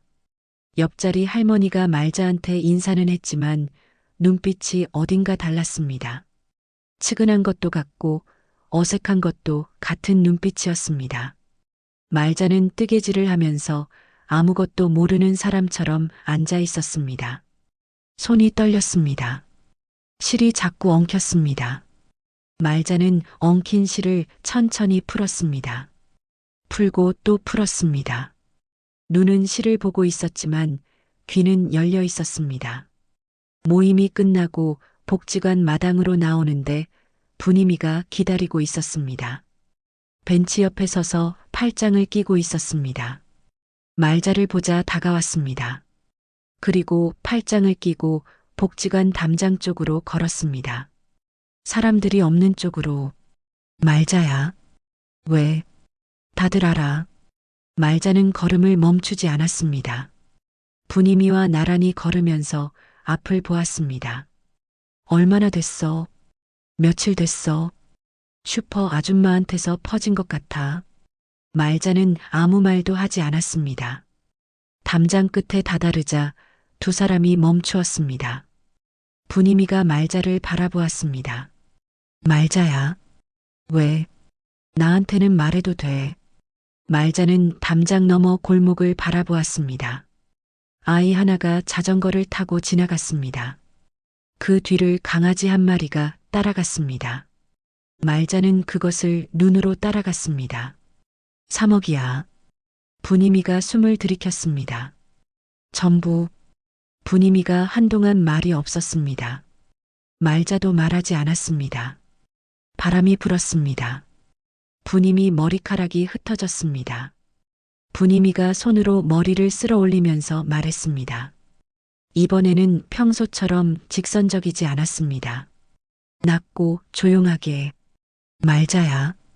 자식 돈은 빌려주는 거 아니야. 말자는 아무 말도 하지 않았습니다. 내가 저번에도 그 말 했잖아. 빌려준 거면 받을 생각하면 안 된다고. 근데 말자야, 지금은 그 얘기가 아니야.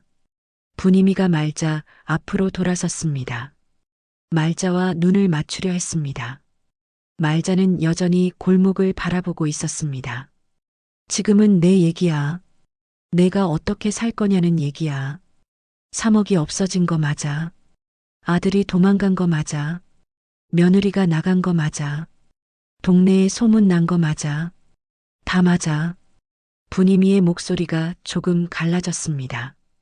근데 말자야, 그게 다 내 잘못이 아니잖아. 그 말이 들어오는 순간이었습니다. 말자의 눈이 뜨거워졌습니다.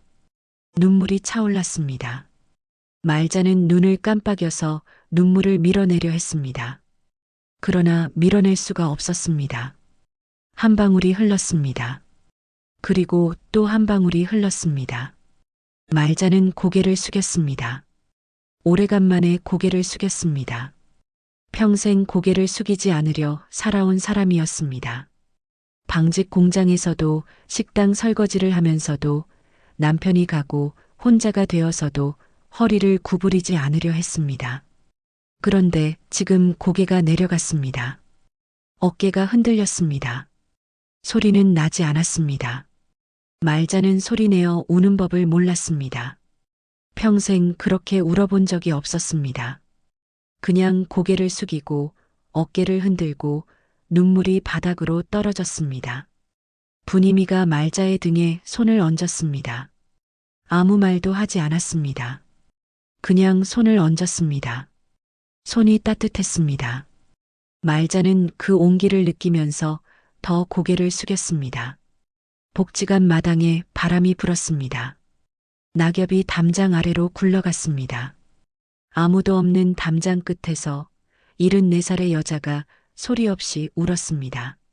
30년을 버텨온 사람이 오늘은 버티지 못했습니다. 그래도 괜찮았습니다. 분이미의 손이 등 위에 있었습니다. 집이 조용했습니다. 원래도 조용한 집이었습니다. 남편이 가고 나서 10년 넘게 혼자 살았으니 조용한 것이 낯선 일은 아니었습니다. 그런데 이 조용함은 달랐습니다. 전에는 조용해도 언제든 현우한테 전화를 할 수 있었습니다. 언제든 반찬을 싸들고 그 집 문을 열 수 있었습니다. 현관 비밀번호가 현우 생일이던 그 집이 지훈이가 깍두기 맛있다고 했던 그 부엌이 그게 어딘가에 있었습니다. 지금은 없었습니다. 서연이 지훈이를 데리고 친정으로 간 뒤로 사흘이 지났습니다. 현우에게서는 여전히 연락이 없었습니다. 말자는 아침을 차렸다가 먹지 않았습니다. 된장찌개가 식어서 냄비 안에 그대로 있었습니다. 장을 보러 나갔다가 슈퍼 앞에서 돌아왔습니다. 아무것도 사지 않았습니다. 그냥 들어왔습니다. 저녁이 되었습니다. 불을 켜지 않았습니다. 창밖에서 가로등 빛이 들어왔습니다. 말자는 안방으로 들어갔습니다. 서랍을 열었습니다. 통장과 도장을 꺼냈습니다. 침대 위에 올려놓았습니다. 통장과 도장이 나란히 놓여 있었습니다. 말자는 그 옆에 앉았습니다. 침대가 삐걱거렸습니다. 말자는 통장을 집어들었습니다. 펼쳤습니다. 잔액영원. 그 숫자를 다시 보았습니다. 며칠 전에도 보았고 그 전날에도 보았는데 볼 때마다 낯설었습니다. 이 통장이 이 숫자를 가진 것이 아직도 믿기지 않는 것처럼 볼 때마다 잠깐 멍해졌습니다. 말자는 도장을 집어들었습니다.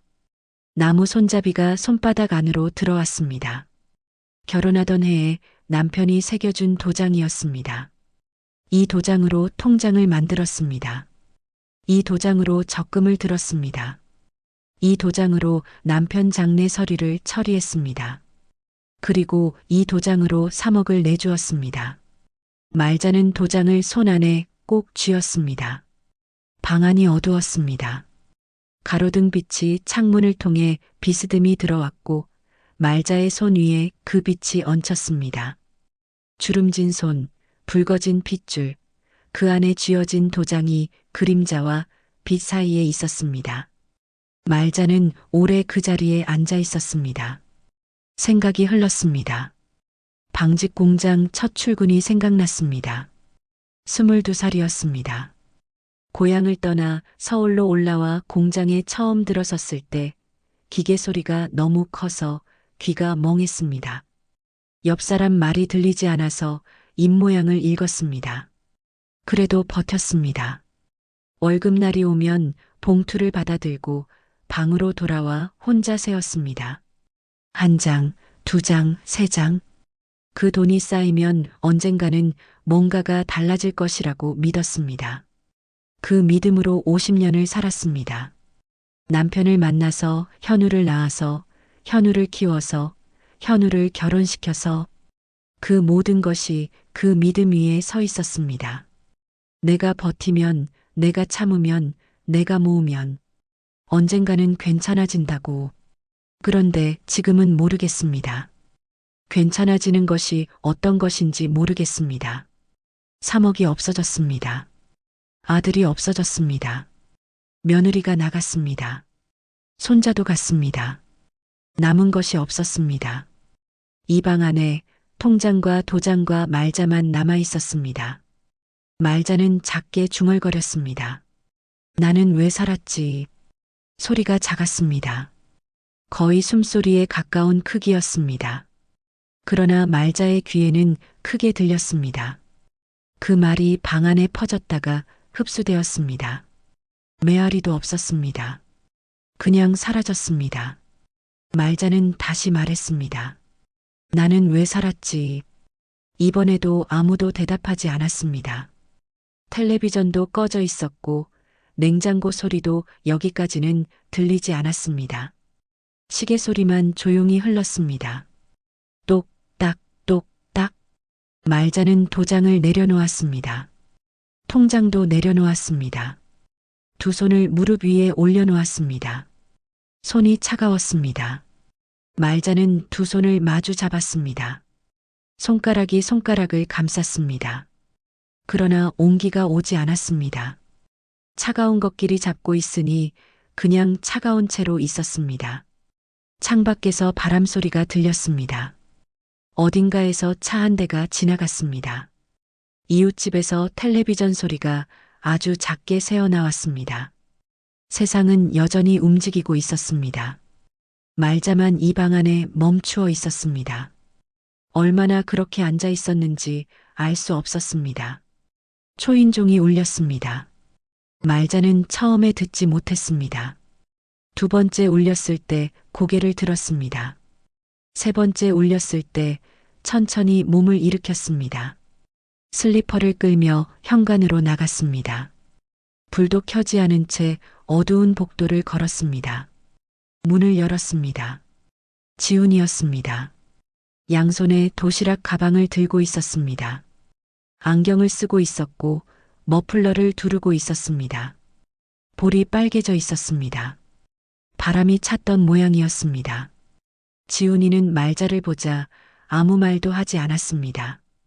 그냥 서 있었습니다. 말자도 아무 말도 하지 않았습니다. 그냥 문을 더 열었습니다. 지훈이가 들어왔습니다. 신발을 벗고 도시락 가방을 들고 부엌으로 갔습니다. 말자는 지훈이가 가방을 내려놓고 지퍼를 여는 것을 바라보았습니다. 뚜껑 달린 반찬통들이 나왔습니다. 작은 손이 하나씩 꺼내 부엌 상 위에 올려놓았습니다. 엄마가 싸줬어. 할머니 드리고 오라고. 말자는 그 반찬통들을 바라보았습니다. 서연이 싸서 보낸 것이었습니다.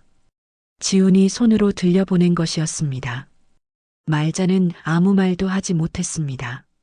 지훈이가 돌아섰습니다. 그리고 말자를 바라보았습니다.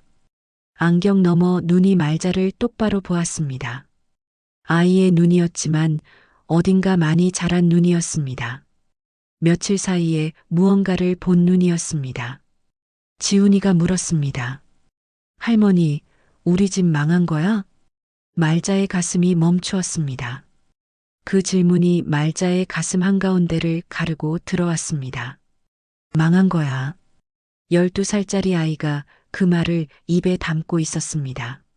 학교에서 돌아와 가방을 던지고 게임을 하던 아이가, 깍두기 맛있다고 했던 아이가, 할머니 손을 잡고 밤 거리를 뛰던 아이가 지금 할머니 앞에 서서 우리 집 망한 거냐고 묻고 있었습니다. 말자는 지훈이를 바라보았습니다. 대답을 해야 했습니다. 아니라고 해야 할 것 같았습니다. 괜찮다고 해야 할 것 같았습니다. 그런데 입이 열리지 않았습니다. 거짓말을 할 수가 없었습니다. 이 아이 앞에서는 거짓말을 할 수가 없었습니다. 말자는 천천히 지훈이 앞으로 걸어갔습니다. 그리고 지훈이 앞에 무릎을 꿇었습니다. 74살의 무릎이 바닥에 닿았습니다. 무릎이 아팠습니다. 그러나 그 아픔이 느껴지지 않았습니다. 말자는 지훈이의 두 손을 잡았습니다. 차갑고 작은 손이었습니다. 말자의 주름진 손이 그 작은 손을 감쌌습니다. 말자는 지훈이의 눈을 바라보았습니다. 그리고 말했습니다. 돈은 망했어. 근데 우리는 안 망했다. 지훈이의 눈에서 눈물이 흘렀습니다. 소리 없이 흘렀습니다. 지훈이는 말자 손을 꼭 잡았습니다. 작은 손이 말자 손을 세게 쥐었습니다. 말자는 그 손의 온기를 느꼈습니다. 차가웠던 손이 따뜻해졌습니다. 지훈이 손이 따뜻한 것인지 말자 손이 비로소 온기를 되찾은 것인지 알 수 없었습니다. 그냥 따뜻했습니다. 말자는 지훈이를 끌어안았습니다. 작은 어깨가 말자 품 안으로 들어왔습니다. 머플러에서 차가운 바람 냄새가 났습니다. 지훈이는 아무 말도 하지 않았습니다. 말자도 아무 말도 하지 않았습니다. 그렇게 한참을 있었습니다. 말자는 그 자리에서 지훈이를 안은 채로 방 안을 바라보았습니다. 어두운 복도 끝으로 안방 문이 보였습니다. 그 안에 침대 위에 통장과 도장이 놓여 있었습니다. 잔액 영원히 찍힌 통장과 30년을 함께한 도장이. 말자는 그것을 바라보았습니다. 나는 왜 살았지? 라고 물었습니다. 그런데 지금 그 답이 팔 안에 있었습니다. 작고 따뜻하게 말자 품 안에 들어와 있었습니다. 돈은 없어졌습니다. 그러나 이것은 없어지지 않았습니다. 말자는 지훈이의 등을 천천히 두드렸습니다. 한 번, 두 번, 세 번. 아이를 재울 때처럼, 달랠 때처럼. 그러나 사실은 말자가 달래지고 있었습니다. 지훈이의 등을 두드리면서 말자는 스스로를 달랬습니다. 괜찮다, 말자야. 아직 괜찮다. 그날 밤 말자는 지훈이를 재웠습니다. 도시락 가방을 들고 온 지훈이가 돌아가지 않겠다고 했습니다. 엄마한테 전화했더니 괜찮다고 했습니다. 말자는 안방 이불을 꺼내 거실에 펴주었습니다. 지훈이는 누운 지 얼마 되지 않아 잠이 들었습니다. 어린 것이 며칠 사이에 많이 지쳐 있었습니다. 숨소리가 고르게 느려지는 것을 들으면서 말자는 한참 그 옆에 앉아 있었습니다. 그리고 안방으로 들어갔습니다. 침대 위에 통장과 도장이 그대로 놓여 있었습니다. 말자는 그것을 집어 서랍 안에 넣었습니다. 가지런히 늘 그래왔던 것처럼. 서랍을 닫으면서 말자는 생각했습니다. 내일 할 일이 있었습니다. 눈을 감았습니다. 오랜만에 잠이 왔습니다. 이튿날 아침 6시 말자는 눈을 떴습니다. 누운 채로 천장을 바라보지 않았습니다. 바로 일어났습니다. 세수를 하고 꽃무늬 블라우스를 입고 갈색 코트를 꺼냈습니다. 거울 앞에 서서 단추를 채웠습니다. 하나씩 끝까지 단단하게. 오래된 가죽 가방을 들었습니다. 지훈이는 아직 자고 있었습니다. 말자는 부엌 식탁 위에 쪽지를 한 장 써서 올려놓았습니다. 일어나면 냉장고 반찬 꺼내 먹어라. 그게 전부였습니다. 현관문을 나섰습니다. 첫 번째로 간 곳은 은행이었습니다. 유리문을 밀고 들어서자 따뜻한 공기가 얼굴을 감쌌습니다. 번호표를 뽑았습니다. 기다리는 동안 말자는 지난번과 다른 자리에 앉았습니다. 창구가 잘 보이는 자리였습니다. 번호판이 바뀌었습니다. 말자는 자리에서 일어났습니다. 창구에 앉은 직원이 말자를 알아보았습니다. 이수진이었습니다. 지난번에 조심스럽게 경고를 건넸던 그 직원이었습니다. 이수진의 눈이 잠깐 흔들렸습니다. 말자를 알아본 것이었습니다. 그러나 이수진은 이내 단정하게 인사를 했습니다. 어서 오세요, 고객님. 말자는 가방에서 서류 한 장을 꺼냈습니다. 오는 길에 들른 편의점에서 출력해 온 것이었습니다. 법률구조공단 상담 예약 확인서였습니다. 통장 새로 만들고 싶어요. 그리고 이것 좀 봐주세요. 이수진이 서류를 받았습니다. 내용을 확인하는 이수진의 눈빛이 달라졌습니다. 어머님, 법적으로 대응하시려는 거예요? 할 수 있는 게 있으면 해야죠. 이수진이 말자를 바라보았습니다. 지난번에 말자가 왔을 때와 달랐습니다. 지난번 말자는 도장을 찍는 손이 떨렸습니다. 오늘 말자는 서류를 내미는 손이 떨리지 않았습니다. 이수진이 말했습니다. 코인 투자 피해는 거래 내역이 있으면 법적 절차를 밟으실 수 있어요. 투자 유도에 대한 증거가 있으면 더 유리하고요. 저희 은행에서도 피해 지원 안내를 도와드릴 수 있어요. 말자는 고개를 끄덕였습니다. 그렇게 해주세요. 새 통장이 만들어졌습니다. 이번 통장은 갈색 가죽이 아니었습니다. 파란색 표지였습니다. 말자는 그것을 받아 가방 안에 넣었습니다. 가방을 닫으면서 잠깐 손이 멈추었습니다. 새 통장이었습니다. 0원에서 시작하는 통장이었습니다. 그러나 전에도 0원에서 시작했습니다. 말자는 가방을 닫았습니다. 두 번째로 간 곳은 복지관이었습니다. 분임이가 마당에서 말자를 발견하고 달려왔습니다. 말자야, 어쩐 일이야? 얼굴이 왜 이래? 왜 이상해? 이상한 게 아니라 달라 보여. 말자는 분임이 옆을 지나 복지관 사무실 문을 열었습니다. 직원이 고개를 들었습니다. 말자는 의자에 앉으면서 말했습니다. 일자리 알아보러 왔어요. 직원이 잠깐 멈추었다가 서류를 꺼냈습니다. 어떤 일을 생각하세요? 뭐든요. 할 수 있는 거면. 직원이 서류를 펼쳤습니다. 복지관 내 급식 보조, 노인 돌봄 도우미, 공원 환경 정비 몇 가지를 설명했습니다. 말자는 그것을 들으면서 끄덕였습니다. 월급이 많지 않다는 설명도 들었습니다. 말자는 그것도 끄덕였습니다. 신청할게요. 서류에 이름을 썼습니다. 손이 떨리지 않았습니다. 밖으로 나오는데 분임이가 기다리고 있었습니다. 팔짱을 끼고 벽에 기대어 있었습니다. 말자를 보자 입을 열었습니다. 일자리 신청했어? 응. 잘했어. 분임이는 더 말하지 않았습니다. 말자도 더 말하지 않았습니다. 두 사람은 나란히 복지관 마당을 걸었습니다. 바람이 불었습니다. 차가웠지만 견딜만 했습니다. 세 번째로 간 곳은 법률구조공단이었습니다. 복지관에서 버스로 새 정거장이었습니다. 건물 안으로 들어서니 대기자가 몇 명 있었습니다. 말자는 번호표를 뽑고 기다렸습니다. 이름이 불렸습니다. 상담실 문을 열고 들어갔습니다. 변호사는 30대 중반의 남자였습니다. 안경을 쓰고 있었고 말이 빠르지 않았습니다. 말자가 가져온 서류들을 하나씩 검토했습니다. 아들이 가져왔던 서류 사진, 카카오톡 문자 캡처, 이체 내역서, 서연이 이것들을 모아서 말자한테 보내주었습니다. 변호사가 서류를 내려놓으며 말했습니다. 사기 피해로 형사 고소가 가능합니다. 코인 투자 카톡방 운영자를 상대로 먼저 고소하고 아드님 관련해서는 별도로 진행하셔야 합니다.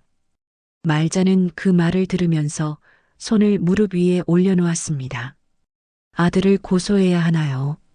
변호사가 잠깐 말자를 바라보았습니다. 어머님 의사에 따라 결정하시면 됩니다. 법적으로는 가능하지만 최종 결정은 어머님이 하시는 겁니다. 말자는 창문을 바라보았습니다. 창밖으로 길이 보였습니다. 사람들이 오가고 있었습니다. 저마다의 방향으로 걷고 있었습니다. 카톡방 운영자부터 하겠습니다. 변호사가 고개를 끄덕이며 서류를 정리했습니다. 상담실을 나오면서 말자는 복도에 잠깐 섰습니다. 한 호흡을 들이쉬었습니다. 그리고 내쉬었습니다. 다리가 조금 무거웠습니다. 오늘 하루 많이 걸었습니다. 그러나 무거운 것이 싫지 않았습니다. 움직인 몸의 무게였습니다. 며칠 동안 방 안에 앉아있던 것과 달랐습니다. 말자는 건물 밖으로 나왔습니다. 해가 기울어 있었습니다. 오후 햇살이 길 위에 비스듬히 내려앉아 있었습니다. 말자는 버스 정류장을 향해 걸었습니다. 걷다가 전화기를 꺼냈습니다. 현우 번호 위에 손가락을 올려놓았습니다. 눌렀습니다. 신호가 갔습니다. 한 번, 두 번, 그리고 연결되었습니다. 현우의 목소리가 들렸습니다. 엄마. 목소리가 작았습니다. 말자는 걸음을 멈추었습니다. 정류장 앞 벤치 옆에 섰습니다. 어디 있어? 엄마, 나 미안해. 현우의 목소리가 갈라졌습니다. 울고 있는 것 같았습니다. 말자는 그 목소리를 들으면서 눈을 감았습니다. 그 목소리 안에 아이가 있었습니다. 운동회 전날 설레서 잠 못 자던 아이가, 대학 입시에 떨어지고 울던 아이가, 그 아이가 지금 전화기 너머에서 울고 있었습니다. 말자는 눈을 떴습니다. 현우야. 응. 엄마가 한마디만 할게.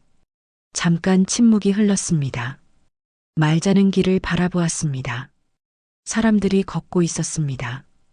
해가 기울고 있었습니다. 말자는 천천히 또렷하게 말했습니다. 사랑은 한다. 근데 다시는 내 인생 맡기지 않는다. 전화기 너머에서 현우가 숨을 들이켰습니다. 소리가 났습니다. 울음을 삼키는 소리였습니다. 말자는 계속 말했습니다. 엄마가 도장 찍은 건 엄마가 선택한 거야. 그건 엄마 잘못이야. 근데 현우, 내가 그 선택을 이용한 건 내 잘못이야. 그 두 가지는 달라. 현우가 아무 말도 하지 않았습니다. 서연이한테 연락해라. 지훈이 아비는 내가 해야 해. 그건 도망갈 수 있는 게 아니야. 또 침묵이 흘렀습니다. 엄마는 괜찮아. 걱정하지 마라. 말자는 전화를 끊었습니다. 벤치에 앉았습니다. 전화기를 가방 안에 넣었습니다. 길 위로 버스가 한 대 지나갔습니다. 바람이 불었습니다. 말자의 머리카락이 흩어졌습니다. 말자는 손으로 머리를 쓸어 올리지 않았습니다. 그냥 두었습니다. 가슴이 떨렸습니다. 말을 하고 나서 가슴이 떨렸습니다. 그 말이 맞는 말인지 틀린 말인지가 아니었습니다. 그 말을 하기까지 얼마나 오래 걸렸는지 때문이었습니다. 74년이 걸렸습니다. 자식이라면 무조건 감싸야 한다고 믿어온 74년이 오늘 정류장 앞 벤치에서 비로소 달라졌습니다. 사랑은 한다. 그러나 내 인생은 내 것이다. 말자는 벤치에서 일어났습니다. 버스가 들어오고 있었습니다. 말자는 가방을 고쳐 들었습니다. 다리가 무거웠지만 발걸음이 느리지 않았습니다. 버스 계단을 올라갔습니다. 자리에 앉았습니다. 창밖으로 길이 흘러가기 시작했습니다. 말자는 창밖을 바라보았습니다. 해가 지고 있었습니다. 하늘이 주황빛으로 물들어 있었습니다. 오래 보지 못했던 색이었습니다. 말자는 그 색을 눈 안에 담았습니다. 오래, 그리고 천천히. 집으로 돌아가면 지훈이가 있을 것이었습니다. 내일 아침이 오면 또 일어나야 할 것이었습니다. 복지관 일자리에서 첫날을 보내야 할 것이었습니다. 새 통장에 첫 숫자가 찍혀야 할 것이었습니다. 영원에서 다시 시작하는 것이었습니다. 무서웠습니다. 그러나 말자는 전에도 영원에서 시작한 적이 있었습니다. 22살에 아무것도 없이 서울로 올라와서 그때도 무서웠습니다. 그때도 버텼습니다. 지금은 22살이 아니었습니다. 74살이었습니다. 무릎이 아프고 눈이 어둡고 손등에 핏줄이 붉어진 74살이었습니다. 그래도 아직 살아 있었습니다. 버스가 달렸습니다. 창밖의 하늘이 점점 깊어졌습니다. 주황이 붉어지고 붉음이 보랏빛으로 번졌습니다. 말자는 그것을 바라보면서 눈을 깜빡이지 않았습니다. 그냥 담았습니다. 이 하늘을, 이 빛을, 이 순간을. 오래간만에 하늘이 예뻤습니다. 이사를 한 것은 그로부터 한 달 뒤였습니다. 살던 집을 뺐습니다. 보증금이 얼마 되지 않았지만 그것이 지금 말자에게는 전부였습니다. 복지관 근처 골목 안쪽에 작은 월세방을 구했습니다. 방 하나, 부엌 하나, 화장실 하나. 창문이 남향이었습니다. 부동산 아저씨가 작다고 미안해했지만 말자는 고개를 저었습니다. 햇볕 잘 들면 됐어요. 이삿짐은 많지 않았습니다. 평생 살면서 모은 것들이었지만 막상 챙기고 보니 박스 몇 개였습니다. 옷가지, 이불, 그릇 몇 개, 냄비, 그리고 남편 사진 한 장. 말자는 그 사진을 맨 마지막에 쌌습니다. 신문지에 두르고 박스 맨 위에 올려놓았습니다. 가장 먼저 꺼낼 것이었습니다. 새 방에 처음 짐을 들이던 날 말자는 창문을 열었습니다. 찬 공기가 들어왔습니다. 골목 너머로 작은 공터가 보였습니다. 누가 가꾸다 그만둔 것인지 잡초가 자라고 있었습니다. 말자는 그것을 바라보다가 관리인 아저씨에게 물었습니다. 저기 제가 써도 되나요? 거기요? 쓰는 사람 없으니까 쓰셔도 되는데 별거 없어요. 말자는 그날 저녁 마트에서 모종 3개를 사왔습니다. 시금치와 상추와 파였습니다. 봄이 오기를 기다렸습니다. 복지관 일은 사흘에 한 번씩이었습니다. 급식 보조일이었습니다. 오전 10시에 출근해서 오후 2시에 마쳤습니다. 배식을 돕고 설거지를 하고 식당을 닦았습니다. 몸이 익숙하지 않은 일은 아니었습니다. 식당 설거지는 IMF 때 이미 해봤습니다. 그때보다 몸이 느렸지만 그때보다 마음이 가벼웠습니다. 첫 월급이 들어오던 날 말자는 새 통장을 꺼냈습니다. 파란 표지의 통장이었습니다. 잔액을 확인했습니다. 많지 않았습니다. 한 달 월세와 생활비를 빼면 얼마 남지 않는 금액이었습니다. 말자는 그 숫자를 손가락으로 짚었습니다. 오래 짚었습니다. 그리고 통장을 덮었습니다. 다시 시작이었습니다. 숫자는 작았지만 이것은 말자의 것이었습니다. 누구에게 준 것도 아니고 누구의 부탁을 들어준 것도 아니었습니다. 말자가 몸으로 벌어서 말자 손으로 넣은 돈이었습니다. 그 차이가 숫자보다 컸습니다. 봄이 왔습니다. 공터에 심어둔 모종이 올라왔습니다. 시금치가 먼저 고개를 내밀었고 상추가 그 뒤를 따랐습니다. 파는 가장 늦게 자랐지만 한번 자라기 시작하자 쑥쑥 올라왔습니다. 말자는 아침마다 물을 주었습니다. 호스가 없어서 물뿌리개로 한 통씩 길어다 부었습니다. 무릎이 뻐근한 날에도 쪼그려 앉아서 잡초를 뽑았습니다. 땅을 만지는 시간이 좋았습니다. 흙이 손에 묻는 것이 좋았습니다.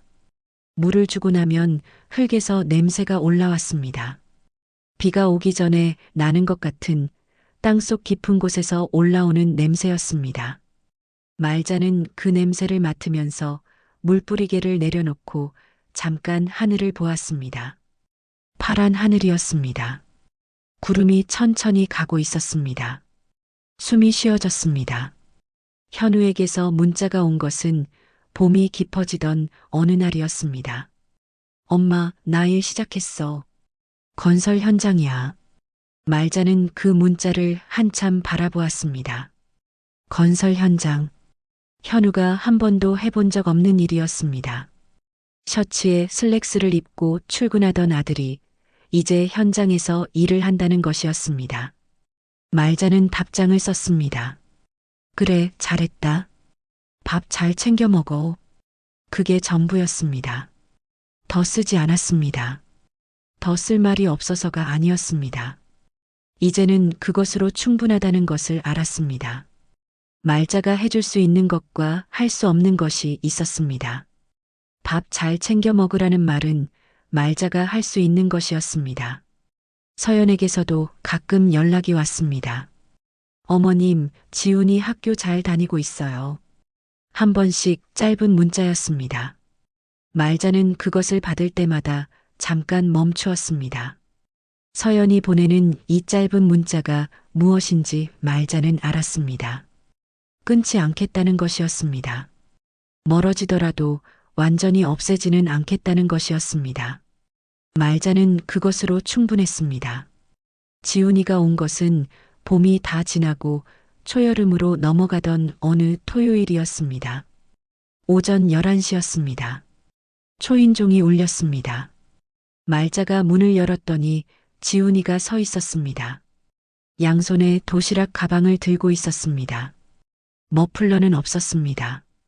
반팔 티셔츠를 입고 있었습니다. 볼이 땀으로 촉촉했습니다.